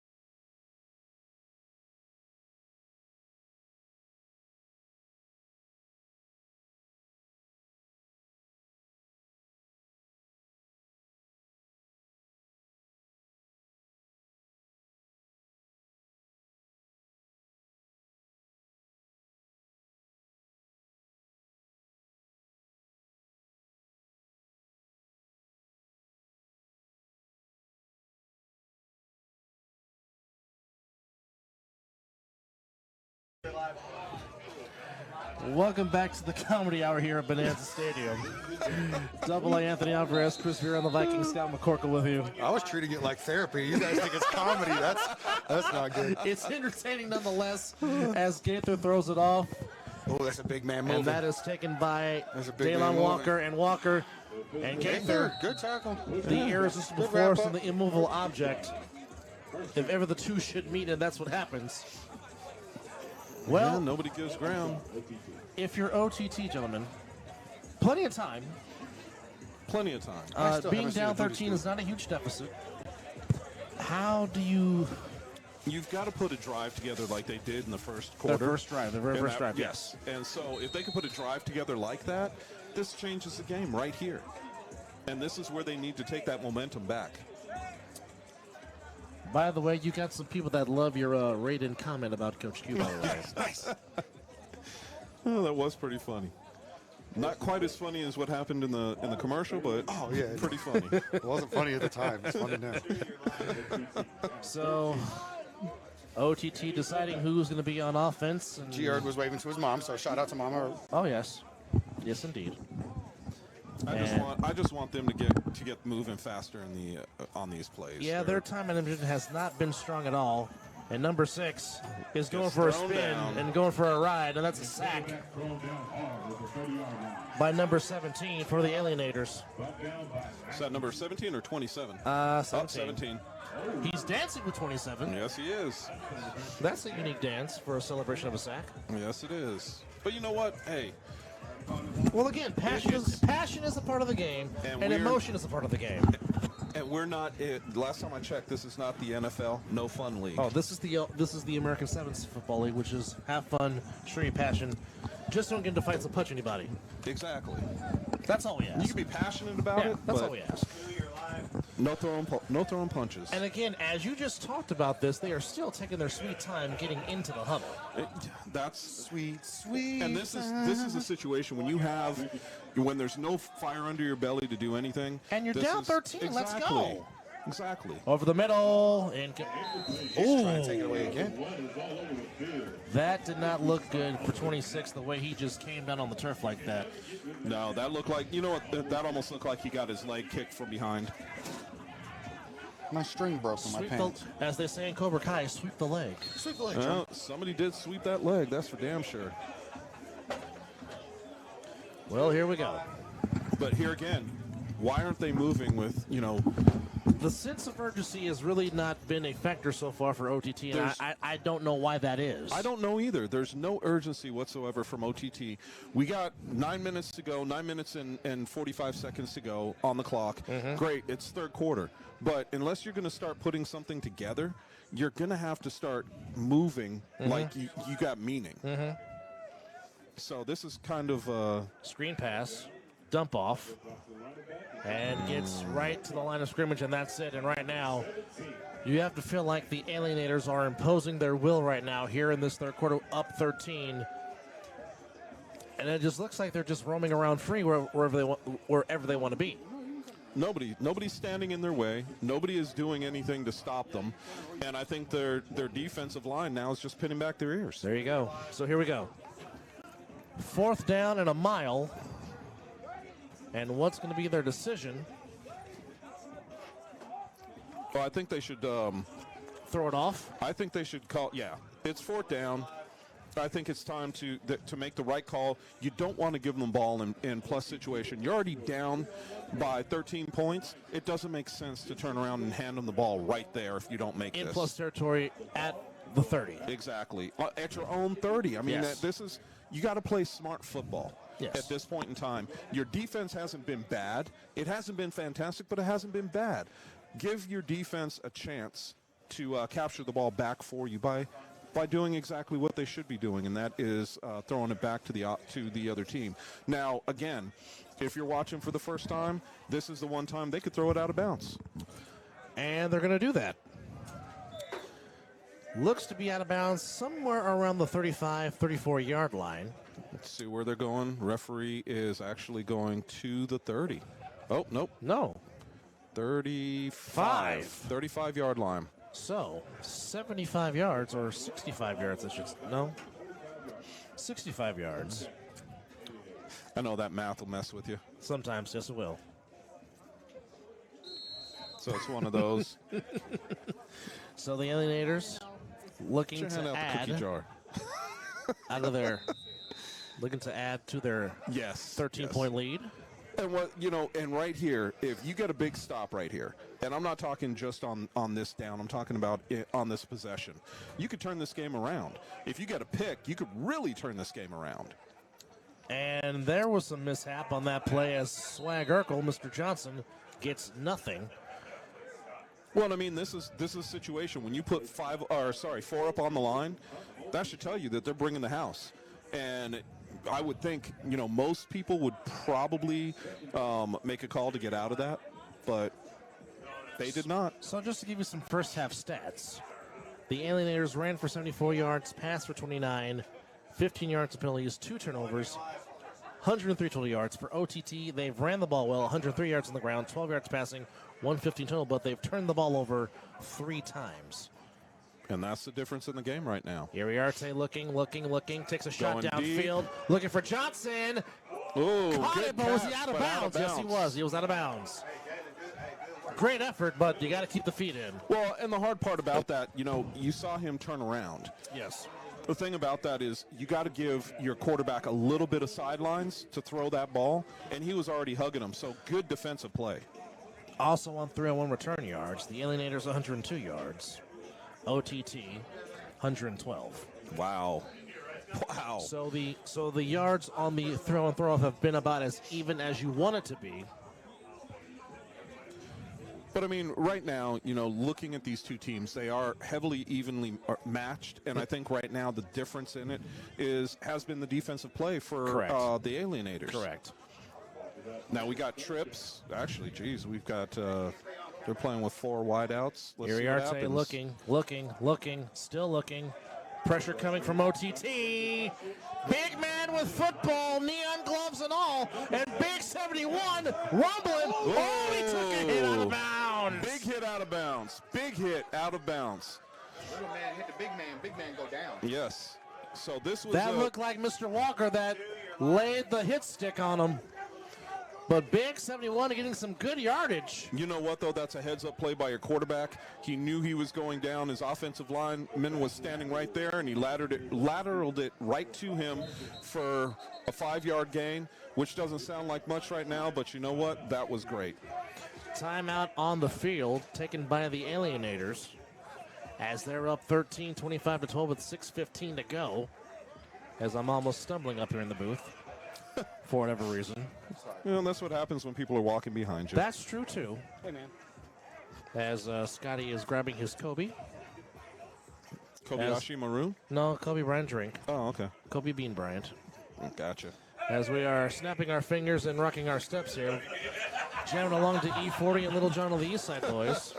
But Gotta have a little fun in the booth sometimes, guys. but I'll tell you one thing. Even though the view that we had, Scotty, at Chaparral High last night was pretty good, as Scotty is snapping his fingers and rocking his step. I got you. Scott's not paying attention, No, he's but not. I am. Well, while you were doing data dues, I mean, the view that we had at Chaparral High School was fantastic with the mountains and all that. But being back here at Bonanza High, you can see the tremendous views of the casinos being lit, the Stratosphere being lit, of course, downtown at the Circuit, of course, Allegiant Stadium to our right being lit up in all of its glory. Speaking of which, when the Raiders play next? Next week, they're on the bye. They're on a bye? They were on the bye this week. They come back at home to play the Vikings, who are also on the bye. Okay. So we will see if... Should be an interesting one. Yeah, we will see if Dobbs will be the starter after turning the ball over against the Bears, or will they give it to Mr. Hill, or Mr. Hall, I beg your pardon. Yeah, my buddy Kalen's son. I can't wait to see him come back. I'm hoping he comes back after this, and I hope he shows what he's worth, because the kid is incredible. He was very good at BYU. Yes, he was. He was very fantastic. Which the BYU basketball team was pretty doggone good too. Saw them live against the NC State Wolfpack in Mandalay Bay. It was a very good game. They put up 95 points and beat them 95-86. Wow. Which BYU was ranked and undefeated coming into that game that I went to. Don't know what the record is now. But we are ready to resume play. Iriarte at quarterback. And we're not ready. Another timeout. This time taken by OTT. So each team has 2 timeouts, or what? Now OTT has 1 timeout remaining in the game, with 6:10 to go here in the third quarter. Wow. And that's big. I mean, you're down by 13 points. You got 6:10 to go in the third quarter. Yes, you still have all the fourth, but you take a timeout right here and only have 1 for the rest of the half. That can put you in a lot of trouble. And the thing about it is now, even if they wanted to do a comeback, one of the biggest things that they would have to look for is an onside throw-off. It's been pointed out to me by a member of our production staff that we believe that 71 is wearing gardening gloves. Are you kidding me? Those might be Star Nursery specials. Star Nursery specials are planting people. Well, he made a nice catch with those garden gloves, if that is the truth. Here we They are, look Tay's like going to it. keep it himself. Here we are, Tay's the Great first blocking. down. Here we are, What? there's We a got a flag flag down. down. Here we are, If he- Tay's still on his feet, out of bounds at the 45-yard line. But that was we great will blocking. If he called him check. for holding, We got come on. holding. No, but we got holding on the defense. Oh, no, he said offense. Offense. So when he That was first great did it, he blocking, pointed the man. wrong way. Well, that's interesting, as we're now under 6 minutes to go. So wait, is this fourth down? No, it should be third, right? Third down in. 25 if it's a penalty. Well, no, it'll be third down in 15. So it's 3rd and 5. Okay, so that nullifies the first down. Okay. Yes. Here we go. So, 5:57 to go here in the third quarter. and now we've got a timeout for the Alienators. And now they have 1 timeout remaining. So they're wasting timeouts by the minute here inside the second half. Left and right. Anthony Alvarez, Chris Vera, and a very reddish Scott the Viking McCorkle. Hey. We don't need to see that. And he's got a hole in his tights. Yeah, but not. It's on my knees. Well, fans, you might.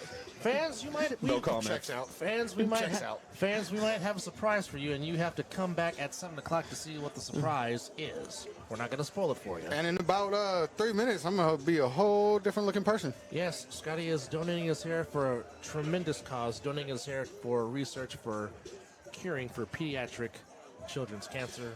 Now, you know, Shout out to the St. Baldrick's Foundation for helping us put this together. Absolutely. and we were going to break when I was going to ask you. And it's not a bad thing. It's actually a good thing. I was just going to ask you, what made you choose that specific? He's got There was no Johnson. length requirement. Oh my goodness! There was no length requirement, and I was 2 inches shy of the requirement for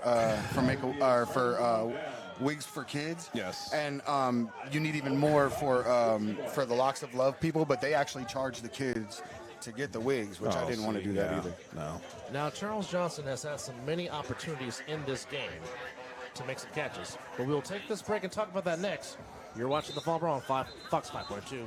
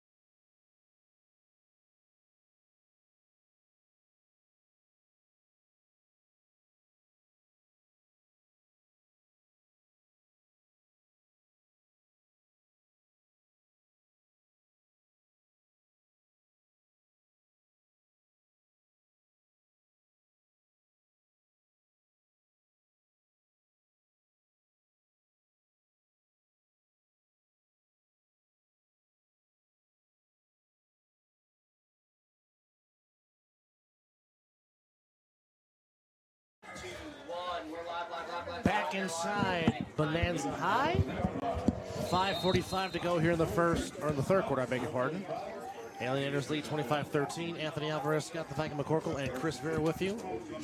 And we got a flag Down already. Well, I mean, look, I just looked over. At the bottom of the screen, you have the cornerback standing right over the wide receiver, and there is no way he could be that close to him and not be offsides. You're saying he could shake his hand if he wanted to. Oh, he could How have does shook he more do than so? that. Got it. He could have short-armed it and shook his hand. So that's why I'm not sure why You know, we always talk about this, and the thing that you always do when you're on the line, check with the ref. Yeah. Ref's going to tell you if you're good or if you're offside. Yeah. Check with the ref. It's not that hard. Yeah. But you turn your head maybe 40 degrees. But Chris, what do you know? You only played the game. What do you- I what do only you know? played for 20-something years, so I mean, I Number don't 12 know a lot.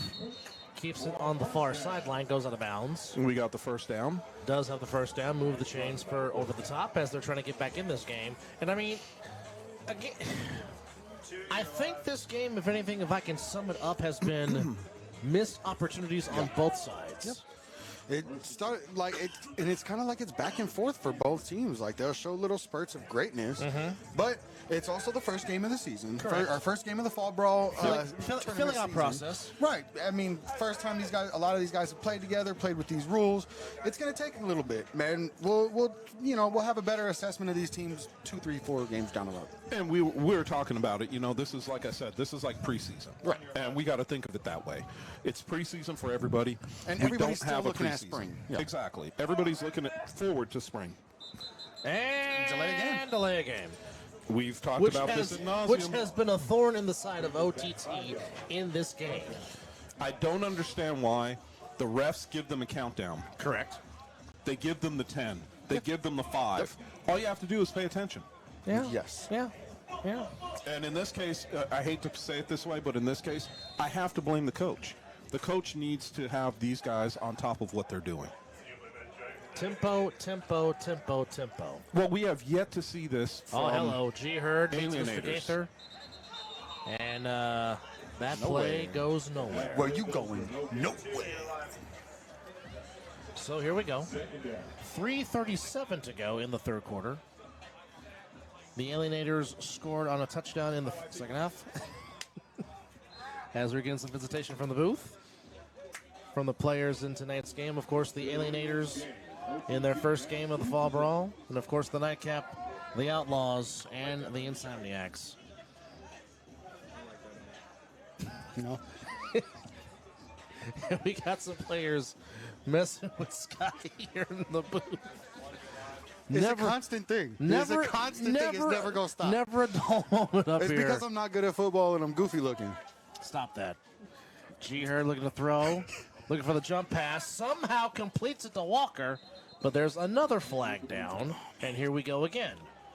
We're going to have the record for the most flags in a game. What's that? Somebody get the stat guy on the phone. Somebody better ask David that question. Up there in New Jersey, and we appreciate Dave for contributing his stats all the way from Jersey to us. We appreciate it, Dave. You know, it's amazing, too. What do we have, almost a record over Thanksgiving with the Cowboys and Seattle with their I'm sorry. The last Commanders. Thursday. No, Oh, last some of the Thursday with Seahawks. Seattle. Okay. And I think it was almost 300 yards in penalties. Oh, go ahead, Green Bay, trying to pull up an upset on the frozen tundra of Lambeau Field. Ooh. Packers are up 13-3 on Sunday Night Football against the Chiefs. For those that are watching us and wanting to know what's going on, Jordan Love finds Watson and the Packers off to a good start in Lambeau Field. Oh, he was open. My goodness. That's open by any standard. And OTT keeps on moving back, and now they're moving. That is a country mile. Oh, well, there goes that. There's a jersey off. You know, it kind of makes you wonder with the situation, what was called? Was it unsportsmanlike? Because, I mean, you're talking... They're having a dance party on the field. You're talking about, we're back 5-10, baby. You're back 35 yards. So they need 45 yards for a first down, roughly. Okay, it's up to the 50. I thought it was at the 45. Boy, what is going on here? I don't know. I mean, we're 30 yards back from the original line of scrimmage. That would have to be two unsportsmanlikes. Yep. Here's G Herd looking There's to a throw move. the ball. Gets away from one. Avoids the sack. And he's going to take it off himself. G Herd on the far sideline. Getting some yardage back. Gets out of bounds around the 30-yard line. Fourth and 17? 20? Yeah, it looks like if we're right, it's going to be third down. 2 minutes. 2-minute warning. Here we go. Nope. Oh, That's the that's fourth third quarter. quarter. No, this is third I quarter. thought it was So, halftime still. so we've got conflicting because we see the down marker on the field is saying fourth down. The board is still saying third down. I'm so confused. It should be fourth down, I believe. It should be fourth. Trust the field. That's what they always say. Thanks, Peanut. Pierre. Pierre says go with the sticks on the field. And I would agree. Got to go with the sticks on the field. So I know my wife might not be watching, but honey, thank you very much for packing my gloves. I appreciate that. Shout out to Miss Tammy. And it is third down. Those are some fancy rich man gloves. Those gloves just say 800 credit score. Isotoners. They're not isotoners. G Herd back to throw, looking, rolling out to his right. Stutter steps. Little stank leg. That's a. And yep. that's- There's the horse collar. Or a hands to the face. when you start and he grabbed him by the horse collar, pulled backwards Should be or personal. pulled down, and then spun him around, that's going to be called. That's going to be an that a automatic personal first law? down. It- No, it- no, it's automatic first down. That's a very big mouthpiece that G Herd is wearing. I just wanted to point that out. Not that means anything, but that's, You know what? He's protecting it. He's protecting those teeth. you got to. So we have one player saying that he's done. Forget it. Not Hey, understood. Mr. Oakley. And you got another one dancing. Oh, we'll hear about it here in a second. He'll come up and tell us. I doubt it. He cranky. Cranky like that? Oh, I don't know. Not normally. Maybe right now he looks a little irritated. Under a minute now. As we got the stanky leg going on the sidelines. I always have a stinky leg. As the clock continues to tick. OTT not in a hurry to run a playoff. Yeah, but see, the ref is already counting down on 5. They're going to get another. Yep. There it is. There it is. I mean, I don't understand. Like I said, he's counting down. He's giving you the 5. This makes no sense. The frustration would be there for me too. I mean, you know that you have to watch your play clock. You know the ref is behind you. All you have to do is listen, and he's telling you what's going on. It reminded me about some plays during the spring to where Scotty had to walk off because he was irritated. And of course, one of my biggest pet peeves that you heard many a times during the broadcast last season was the lack of the 2-minute drill. When I'm like, come on, let's go. 2-minute drill, let's go. And You have to and they show. just wouldn't. Yeah, you have to show that you have Alertness? Well, not just alertness. You need to understand situational football. Yes. And when you're in the red zone, you can't take those penalties. So when we come back, we're going to have a special moment, and we're going to have the fourth quarter. You're watching the Fall Brawl on Fox 5.2.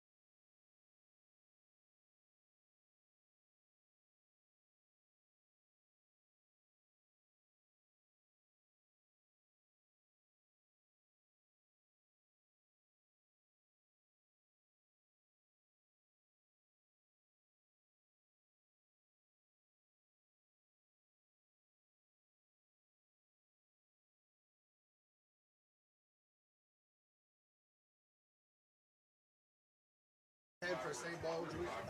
Baldrick's Foundation. Baldrick's Foundation. We're going to go ahead and shave my head. We raised a bunch of money to cure childhood cancer.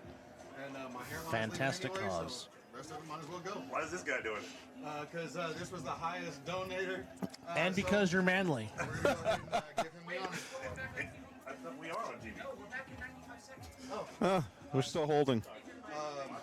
Well, alrighty then.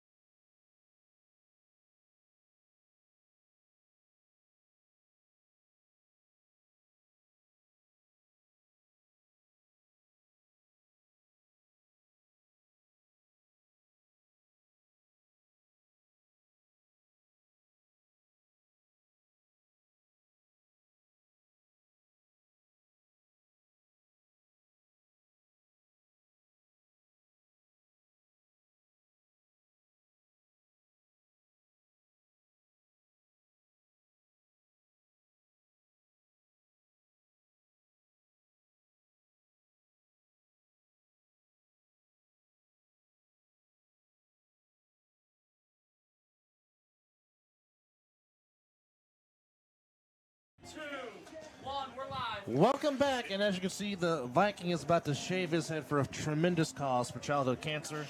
As we say bye-bye to the haired Viking. Good riddance. And now he's going to be the ball-headed Viking of Asgard. As the hair is coming off, and Derek Duncan, the executive producer, is shaving the Goldilocks of the hair for the Viking. But again, like I said, it's going to a fantastic cause for childhood cancer. As you can see, the Viking loves the kids. So does Trick. Yes, he does. And the great thing about this, now we'll have 3 bald heads on Wednesday. A 3 ball-headed booth and a 3 ball-headed panel on the other side of the ball. As this is being filmed on many phones, many lights, but again, a fantastic This is cause. what I was trying to avoid. As the Viking is shaving his head for childhood cancer. Fantastic cause by Scott the Viking McCorkle. Everybody that hopped in and donated. We actually raised a lot more money than I thought.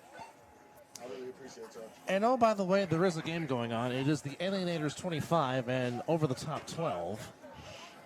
As Derek is precision in his clippings with the clipper. Yep. He's going to have to clean them up a little bit, though. Like a natural black man thing. Anthony Alvarez, Chris Vera here as we see the Viking bald. And as we go And back there to it the field, is. as we go back to the field of play, it is G Hurd with the ball, takes it on the far sideline. G Hurd down the sideline and is knocked out of bounds. It's a nice gain on first down, You guys, I appreciate you much love. Have a good night. and that's A7FL. the bald I Viking. do, man. That's beautiful. Love it. Hey, Scott. Yes, sir. Love you, man. Love you guys, man. Thank you. Appreciate you guys. That is so weird seeing Scott with no hair.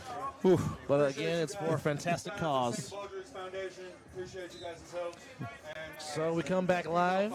anybody out there with cancer, man, keep on fighting. Don't listen to anything else. Keep it going. As we come back live here, OTT trying to get back in this football game. As it is a 25-12 lead for the Alienators. Going to need a little bit of a cleanup. Yeah, indeed. Yep. The shower will help. Yes. G Hurd takes the far sideline, cuts inside. G Hurd. He's got that first down. He does have first and goal for OTT. As the referee says, no, he's down just inside the 1 yard line. 14:02 to go. First and goal for Over the Top, trying to get back and cut into this 13-point lead. Well, I think when we're looking at this, too, again, what did we say at the beginning of this game? Heart. Yes. And what was going to be the difference? We talked about that at halftime. Well, we're seeing what the difference is right now. G Hurd has basically said, I'm putting this team on my shoulders, and we're going to run and see what happens. Hop on, boys. Exactly. Hop on. Here we go. Just inside about the 5, and Walker declares at the line. G Hurd still at quarterback. G Hurd looking to throw, and Gaither, holding on for dear life, gets the sack. That was great because Gaither was holding on for dear Yeah, life. he was. I really thought that she was going to step out of that. And it makes you thought that Gaither was the ball carrier as opposed to G. Hurd. Right? Because Gaither was just grabbing him around the waist, just holding on. Just please have somebody come help me. Yes, help. Yes. Here we go, G. Hurd. Now, again, here's where we come out of this. And what we've said is going right back into this, which is time. They're taking a lot of time in the huddle. They need to break that huddle. They need to get out. They need to get going. And they're still holding. And now I'm watching the ref. The ref has started his count. We are at 5, 4, 3. They got it off. Why? So on a jet sweep, I have no idea why he stopped the jet sweep. That doesn't make any sense to me. Yes, he did not have a clear shot going around the corner, but continue on around the corner. Don't stop. It's a jet sweep. You're having pressure come from the backside. And not to mention, they might have the wrong angle as you're trying to cut to the sideline. Exactly. So this is a situation where it takes a little bit of coaching to understand what went on. Nice catch. So, I mean, right now, they really need to speed up. They were at the 5. Yes. And now they've been backed up to the 20. Exactly. So this is truly where OTT needs to get out of the huddle, get themselves ready to go, take a look at the defense and where they're set up. Right now, the defense is screaming, try us. Yeah. Try to throw a ball because they're set up for the run. And right now, there's not anybody that can throw it, in a sense, down the field. G. Hurd, go to the end zone, intercepted, picked off. Another turnover forced by the Alienators. And with 11:23 to go here in the third quarter, we're going to take this break. They're calling this a live ball. No, it's a live ball. They're calling this a live ball. And this is going to be a pick 6. That's a 102-yard pick 6. Wow. Well, there was not one whistle on the field. I have no idea why OTT stopped. I don't have an answer for it. I don't have an answer for it. So he was not touched when he fell down in the end zone. He got up. But I'm saying is nobody touched him when he was down. There you go. He stood up and turned around and held up for a second to see if there was a whistle. There wasn't, and he took off. Well, there you go. 10:42 to go. And it is now a 31-12 lead. You know, and this is another situation, and they're right. It's another situation where you saw this happen. It's time to challenge. You have to challenge this just to make sure. You have one timeout left, though. That's the only problem. Yeah, look at that bald head. Now you look like the rest of us. Like it.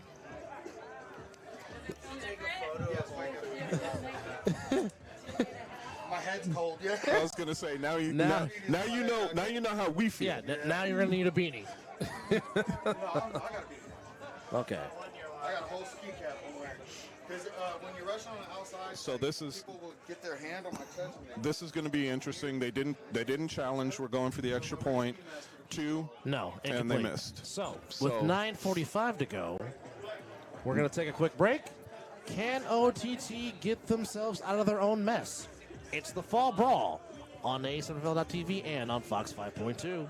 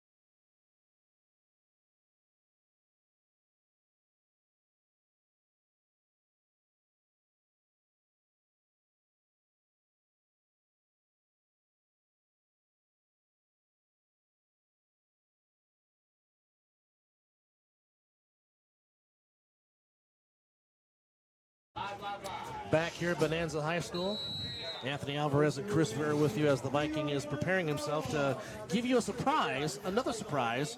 Here's the throw-off. It is taken by Delaney, who's already taken one back to the house earlier today. Gets by one man. Oh, there's the that turf slip. slips again. There's that slip. We have talked about that more than once today, and I am seeing it more and more, so I'm kind of questioning what's going on. Yeah. Got to be the cleats. You would think. Hey, the old Jordan commercial? It's got to be the shoes. Yeah. Got to be the shoes. Money, was it the shoes? It's got to be the shoes. Just tell them whatever you. We'll see what we have going forward with these guys. But like I said, and this just plays into it, we got 10 minutes to go. They're down 19. Yep, and they're down 19 now. And in all honesty, what has to happen right here with OTT has to show, they've got to get to the line quicker. Yeah, they do. They've got to get these plays out The, quicker. the alertness and the sense of urgency has got to pick up for over the top. Yeah, the sense without of question. urgency needs to be there now, and they're still not showing it fully. No. And I think that this is where you just need to step up and start calling your plays quicker, and maybe even calling 2 plays in the huddle. Well, that's why you buy the wristband. You call the numbers. Like, okay, number this, number that. Well, But I don't know that OTT is that far along just yet, but I would agree with you. I think that that's something that needs to be implemented to change things up. I would agree with that statement there, sir. Of course, the nightcap is still the Outlaws and the Insomniacs. And number 12, hello, how do you do? Saw number 3 come from across the now that field should be a to make that flag. tackle. Well, the thing about it is The flags come down late. Because of the talking there. yeah, I think it was more of the talking than Oh, it was well. the play. But I mean, the play was over. Do you think he should have been? Okay. Do I think that it should have been called on the play already? Yes. Yes, okay. But the fact of the matter is, when you play to the whistle, he picked him up, and he was already in the process of dropping him. And realistically, the referee should have blown the whistle a little bit quicker. All right. So that's just my opinion. I'm not saying anything negative about anybody. I'm just saying it should have been whistled earlier. As the Viking, who is now officially part of the Ball Brotherhood here in the booth. Yes, and I just want to say a quick hello and farewell. I'm going down to get with my team. We have It's about 30 minutes. we have a surprise, folks. Again, we're not going to spoil it. You just have to watch at 7 o'clock. Keep them eyes glued. Yes. Love you. Bye. Actually, we have 2 surprises, but we're not going to spoil it for you. You just have to come back at 7 o'clock and understand what we mean when we say 2 surprises, and we'll leave it at that. Heck, I'm even in the dark on that one. Really? Yeah. I will explain it on the next commercial break. Okay. All right, so I get to be in the know. Yes, you do. Sweet. Yes, you do. Yes, That you doesn't do. Yes, you happen do. all the time, so it's I nice get it. to be in the know. That happens, and it's good that it happens from time to time. All right, 19-point lead with 9:05 to go here in the game. Anthony Alvarez and Chris Vera with you, trying to keep ourselves as warm as we possibly can. Yeah, this cold is coming in. And it's going to Peanut, be... where's your jacket? You are a brave man. Are you not even cold? Kind of. Kind of, okay. Yeah. All right. You're still a brave man. Yes, you are. I'm more brave than me. I'm cold for you, buddy. But that's the difference between being young and being old. You know that you gotta layer up You got to layer up, yes. because it's cold out. I have learned that being in my 40s now. I wish I was in my 40s again. Well, you look good being the age of Patrick Willis, sir. Pass caught by number 0 for OTT. That is... But see, here's the situation with that. Okay. You notice 0 waited on that play. Correct. And we got another flag down. And another... Well, But this he is... waited on that. He waited on the football. If he comes back for the football, he doesn't get tackled so easily. So it's an interesting position to be in as a wide receiver when you're waiting for the football. Correct. But now we've got a penalty, and it's going to give OTT a first down. So it is what it is. Yeah, it is. Which is unfortunate. It is. It is unfortunate. But, you have to play the ball. I mean, you have to play the game smart. You can't play the game and be stupid about it. We all know that. But you just got to play this game with your head on your shoulders and not with your heart all the time. Because your heart can make you do some dumb things. Yes. Which, by the way, real quickly, we want to give a shout out, and also to you, the viewer, don't forget to check out our good friends, the All-Pro Jaffos, JP, Josh Bruneta, Kawante, Country K. Foster, and DJ Matt Sticks. You can catch them on Tuesdays and Fridays on their page on YouTube, and also the Mizzle and Dub Show, and also Talking Ish with Dub and Chris on Saturdays from 5 to 6. Quarterback keeper, not so much. And he allows it to the wrong team, and Derek Cunningham is going to take one to the house yet again for the Alienators, and that's a touchdown. And I'll tell you what, OTT has shot themselves a lot tonight in the foot with these turnovers. You know, we talked about it at halftime. You brought it up. You said what's going to have to happen to see a change with this. Well, obviously, turning the football over is probably the worst thing you can do. Yes. And it has cost OTT tonight. Big time. I mean, they had 3 turnovers at the end of the first half. I think the total has to be, what, 5 or 6 now? Well, I mean, if you were to look at the score, I would say that the turnovers have cost them at least 21 points, if not more. So I think that, you know, when you think about that, this is the stuff that happens. Well, the Alienators have been definitely receivers of those gifts, and they have taken advantage of them. And now they have extended their lead to 25, as it is now 37-12. It has been a very bad situation for OTT. And Cunningham's going to run it in for the conversion, and he is in. Wow. That was a 2-point conversion. That is 2. So now the score is now 39-12. And with 7:43 to go here in the game, it has been nothing but domination for the Alienators. Peanut's telling on himself. Unbelievable. Well, Yeah, you know, most kids, they 7:43 tend to go. to do that from time to time. it's been all Alienators.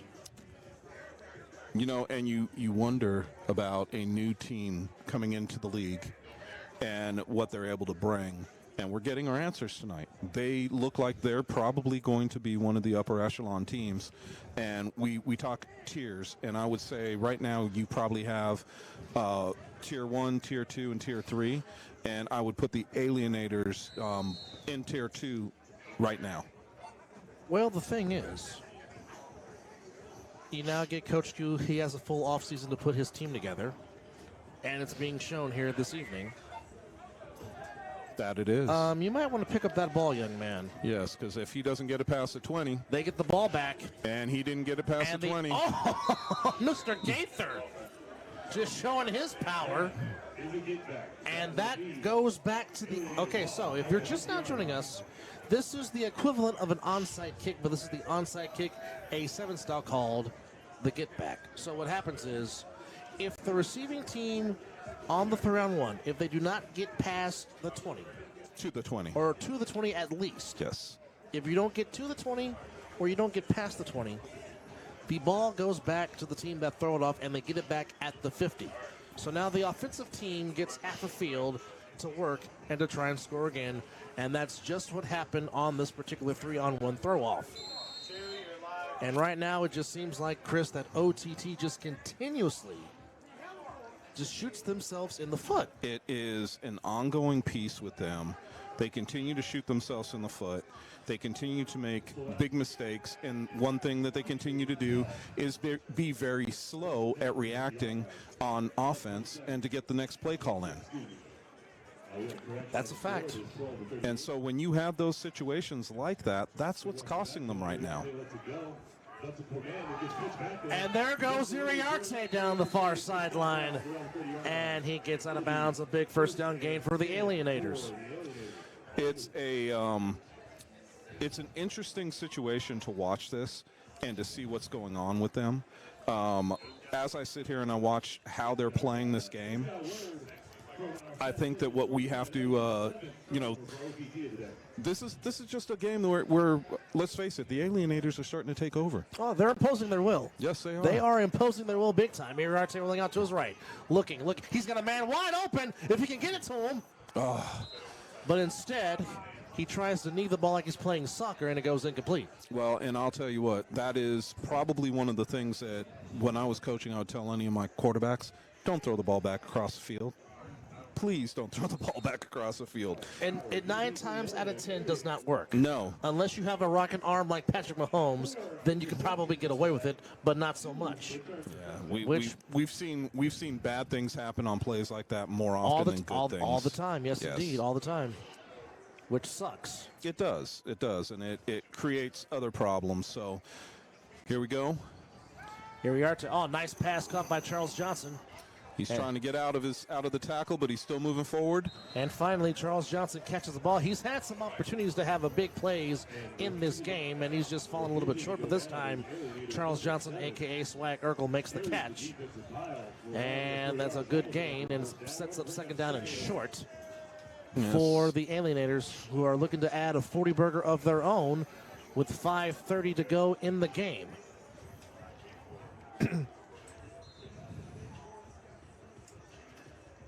Yeah, the time is ticking down, unfortunately, for OTT. And I think right now the bad thing about this is, when we talk about teams that make mistakes and the team that makes the least mistakes is usually the winner. Yeah. Well, unfortunately, OTT has shot themselves Here we are, too going to much. the end zone. Oh. Johnson almost had it, but could not ring it in, and it's incomplete. We had one man jump too early and one man jump too late. And right now in Lambeau Field, the Packers, with 22 seconds to go in the half, they lead the Chiefs 14-6. Wow. Didn't see that one coming.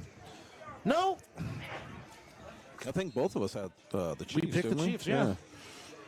But I did say I wouldn't be surprised if somehow the Packers found a way to get well, when you this as well as anybody, when you play the defending champions, you're going to get everybody's A game. Everyone's going to give you their best shot, regardless of what goes on. For sure. Iriarte up the middle to Gaither. Gaither, big hole. Gaither inside the 15-yard line. We were basically an ankle tackle away from another touchdown. Yes.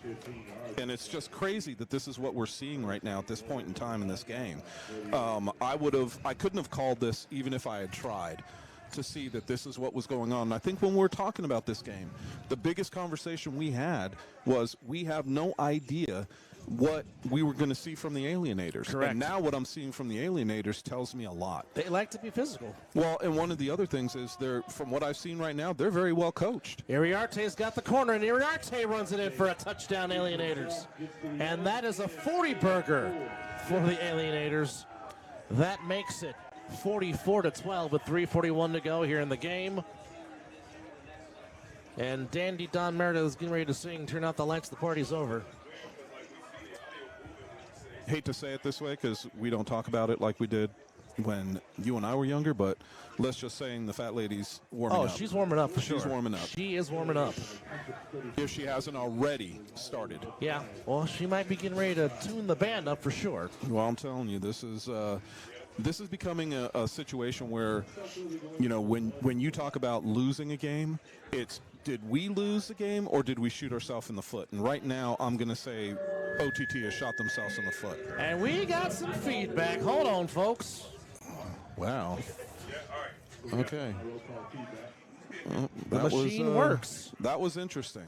It has life. Well, that's one way for it to scream End like that. zone Yes. caught for the conversion by Derek Cunningham. This man has shown up, That and was he for has one. shown up big. That was for one, and it's now 45-12. We will take this break. It's all ears on Fox 5.2.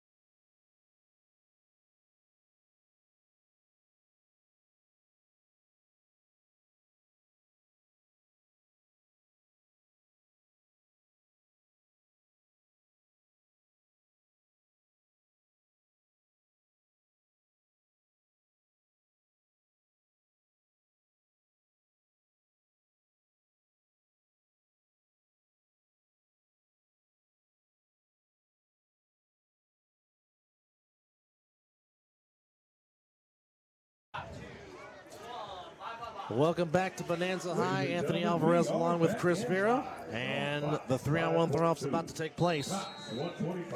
Most exciting play. Gaither throwing a high wounded duck spiral in the air. Out of bounds. Out of bounds. We're gonna get see the first time Ball today. in Ball hand. in hand. So, if the ball does not get to the 35-yard line at least on the 25. the 25 on the throw-off, Yep. the receiving team will get ball in hand and a running head start, and this is still an untimed down. This is where teams can make up a little bit of point differential. Correct. You're not going to come back. Not when it's this far. It's not going to help you. But I mean, let's be real. It is interesting to see this from. Oh, this nonetheless, standpoint. yes. You always want to see, ball in hand. Oh yeah. Especially if it's an exciting returner, as we've been known to have some in our league, especially in this division. Now the big part right here, as he takes the ball, don't dance. Make a cut and go. Make a cut and go. Just don't run into the big hands of Ronald Gaither. And there you go.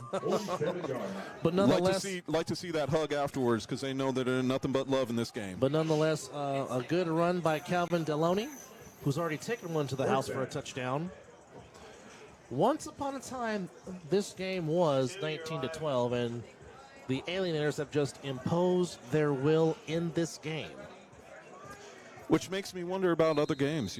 Like I said, when we start to look at this in this upcoming week, because we are playing in a tournament style. Correct. We're going to look at this, and we're going to look at this point differential. So right now, as it stands, we have Sick With It number one. Right now. Right now. We still have another game to go. Correct. Right now, we could look at the Alienators as number two. So let's see how the rest of this game goes. Quick throw, not for much.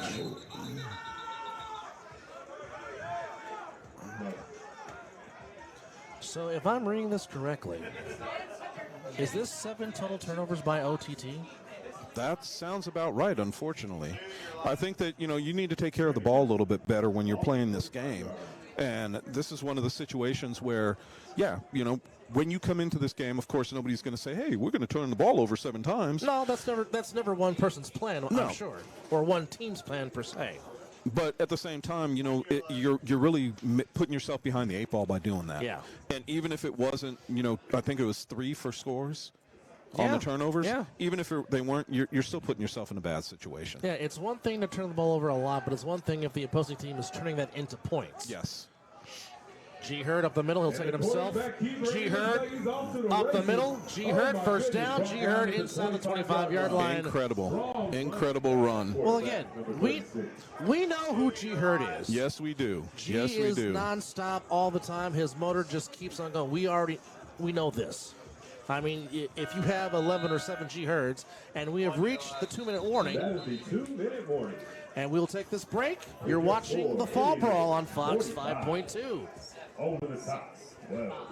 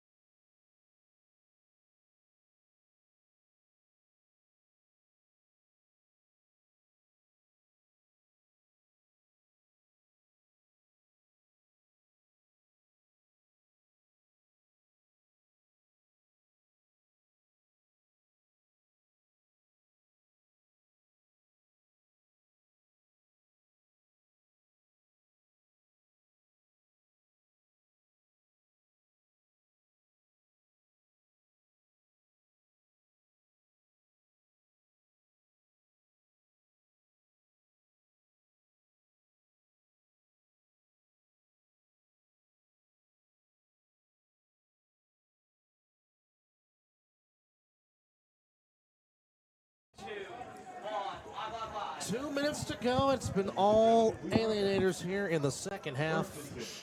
Anthony Alvarez and Chris Vera with you. As well, like I said, we have 2 surprises for you for the 7 o'clock nightcap. Please come back with us and find out. Hurd end zone throwing. Oh, what a catch! Oh, what a by catch! Walker! Touchdown over the top. That was incredible. I don't know if the defensive player got a hand on that to tip it right back to him, but man, that He was might a have. heck of a catch. He might have, but great concentration by Walker to still go for the ball and comes down with it. So OTT finally gets in the end zone for the first time in the second half with a minute 52 to go in this game. And boy, I tell you, not to sound like a homer, but my beloved 49ers came up big time tonight in Philadelphia, that's for sure. And it was great to see. OTT going for two, got a declaration at the line. G. Hurd with the ball in his hand. And Got there's the some pitch. razzle-dazzle. Trying to go back, intercepted. You And can't Mr. return it. Well, Let him go. He wants to do it anyway. No, and he bye. You can try all you want, but it's unreturnable. So with the minute 52 to go, the score remains 45-18. The Alienators are going to get their first ever win in their first ever A7FL game. But again, as we said earlier, Coach Q being the head coach of this team, and as we said, Coach Q is one of the most well-respected men in this community when it comes to football. And now he had a chance to put his program together. And I know it's just one game, but you have to be impressed by what they did tonight. I am very impressed with what they did tonight. And putting up 45 points, but nonetheless, they keep forcing turnovers off of OTT and converting them into points. Well, and now we get to watch another one of the greatest plays, untimed return in this. It's going to be a lot of fun to watch these, for the last 1 minute 52 seconds, excuse me. It's going to be great to watch this happen. And I think that this is something that, I would like to see more of. Now let's segue into the nightcap. Okay. And if you love the 3-on-1 return, you got two of the best you got in two the of game. the best in the game at the 3-on-1. We're talking Savion Cunningham for the Outlaws, Danye Lyons for the Insomniacs. If you like returns, this is the game for you at 7 o'clock. Stay with us. Don't go anywhere. Because you guys are going to love their returns. Here we go. And a new returner for the Alienators. And he's across the 35. He's across the 40. Great tackle by number 97. 97. That is a great open field tackle. So a minute 52 to go. So, I mean, realistically, there's really no need for the Alienators to run a play. They should just go into victory formation and just kneel down. Well, I think OTT. The game's in hand. over. Game's Yeah, in hand. and I think OTT only has one timeout left anyway. Each man has one timeout. So, I mean, realistically, yeah, you could go victory formation and be done. Yeah, you can. Question mark, though, is, with a lot of this, again, coaching, and they might want to see some other plays. I don't necessarily agree with it, but here we go in deep. Oh, what a catch by Charles Johnson. That's a great catch. And that's just a matter of seeing the ball and stepping up. Going and catching it. We say that all the time. We make it sound cliche. Yeah. Yeah, the receiver has to attack the ball at his highest point. Yes. So Go up and get it. exactly. And if he would have waited for that, it could have been a pick. So just to confirm, 7 total turnovers by OTT.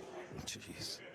And you're not going to win many football games when you turn the ball over 7 times. I would agree 130,000%.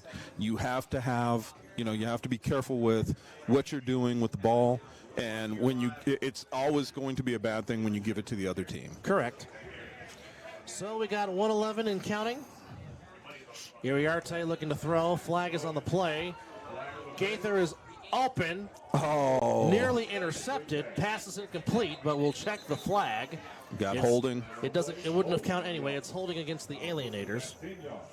So back him up 10 yards with exactly 1 minute to go in this game. And the Alienators, their first ever fall brawl game, and they're going to walk away with a victory. And congratulations to Coach Q and, of course, the GM, Bobby Salise. Of course, Bobby Salise has been all over social media promoting his brand of football with the Alienators, and now he gets to promote his first win in the A7FL Fall Brawl banner. Okay, you know what I just realized? What's that? We've been giving the offensive lineman 71 so much crap about his gloves. But he's been huge tonight. But no, think about that. If they were to have their regular jerseys, Yeah. it would match. Yep, you're right. It would match perfectly. Makes you wonder, do the Alienators jerseys glow in the dark? Makes you wonder. Well, you know, that's a wonder that takes me to too many different places that I really don't want to go right now. Like parts unknown for one of them. Yes. 2, you're live. So, I mean, as we sit here, we've got a minute left to go in the game. We've got the Alienators with the ball in the plus yardage situation in OTT territory. Let's see what we have for this last minute. Okay, for those that are in the chat, Ariarte lets it go, incomplete. It's going to be a pass interference. There goes some flags on the field. Lots and lots of laundry. Lots of laundry. So for those in the YouTube chat asking if you can still play, yes, you can still sign up. You got to do it now, and you got to do it quick. Go to A7FLWest.com, and you will be declared as a free agent. But you got to get your stuff done before Friday, or you will not play on Sunday, and that's according to Division Manager Chris Vera. Well, and I will spell it out even more for you. You have to be registered and ready to go before 12 noon on Friday afternoon. So if you are at 12:01 You're or late. anytime at You will 12 not- o'clock, you you will are not late play. and you will not play that weekend. So there you go. So can you still sign up? Yes, you can still sign up if you want to play. Again, the deadline is 12 noon on Friday. You got to be registered, pay your stuff, and be... Oh, good Lord, AJ is not wearing a shirt. And watch the symposium. Yes. Right Derek around the Cunningham, corner. touchdown, Alienators. My goodness. What's that, number 5 for him? Feels that way. It sure does. 'Cause, I mean, he had, what, two pick sixes? Yes. He's run one in. He's caught one. And a 3-on-1 return Yes. one. Yes. So, yes, this man has 5 scores tonight. 5. And oh, by the way, that's a 50 burger for the Alienators. Incredible, isn't it? You have a brand new team. Yes. Granted, some of the players they've played in the league before. They understand what this game is all about. Yes, it but is. you've got some new players as well. And I Yeah. love to see what the coach has done with this. And I also want to see how OTT bounces back from this game. Well, one thing we know about OTT, they always seem to find a way to bounce back. Iriarte looking to throw, looking, going towards the pylon, and dropped. He Okay. would have been out of bounds anyway. Yes.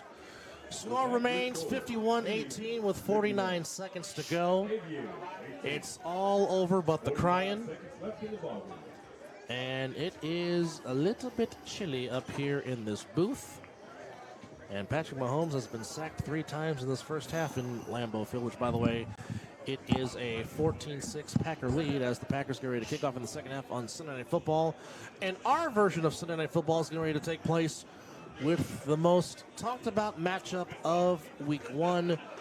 The Outlaws, I beg your pardon, as the Alienators are about to win this game in 49 seconds. It is the Outlaws taking on the reigning defending national champions from the national season, the Insomniacs.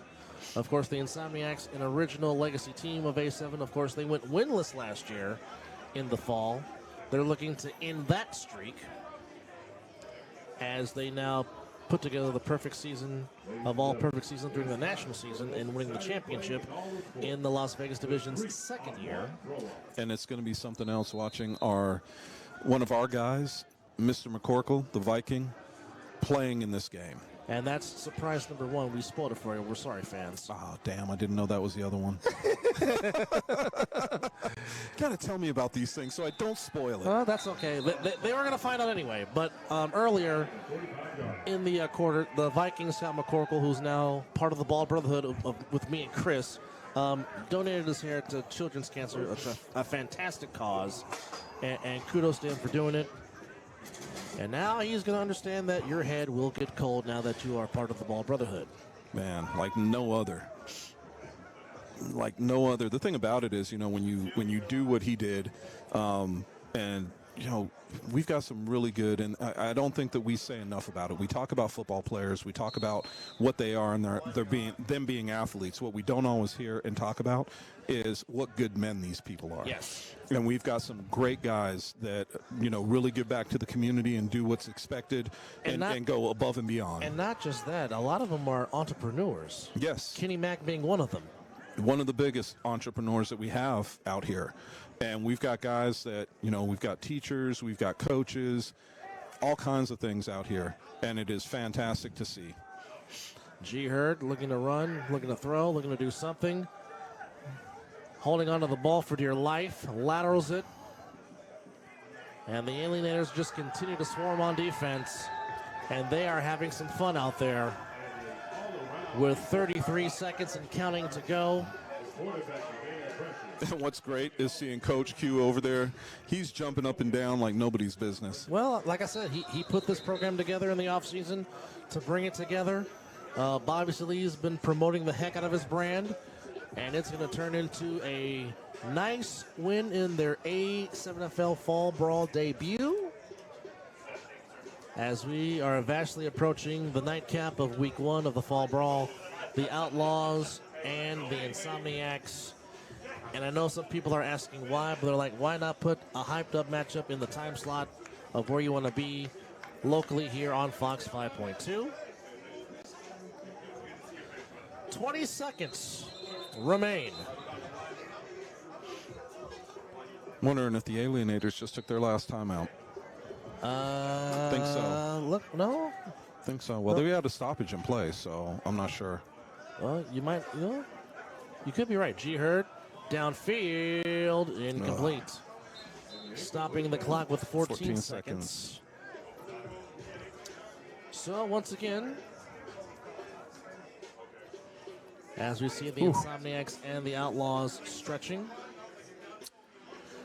Yeah, I'm surprised that we have them in the corner of the end zone like that. Usually we don't, but my guess is it's so dark over there on the field that we warm up on, they probably couldn't see a thing. Yeah, that very well could be. Glad you're with us on A7FL.TV and on YouTube and on Fox 5.2 and Cox Channel 125, all a part of the Silver State Sports Entertainment Network. We're glad you're with us. Anthony Alvarez and Chris Berry here in the booth as we're trying to stay warm and bundled up. G. Hurd takes the snap, rolling out to his right. Oh, ball on the ground. Ball's out. And we don't have a call, and the clock is going to expire. That's it.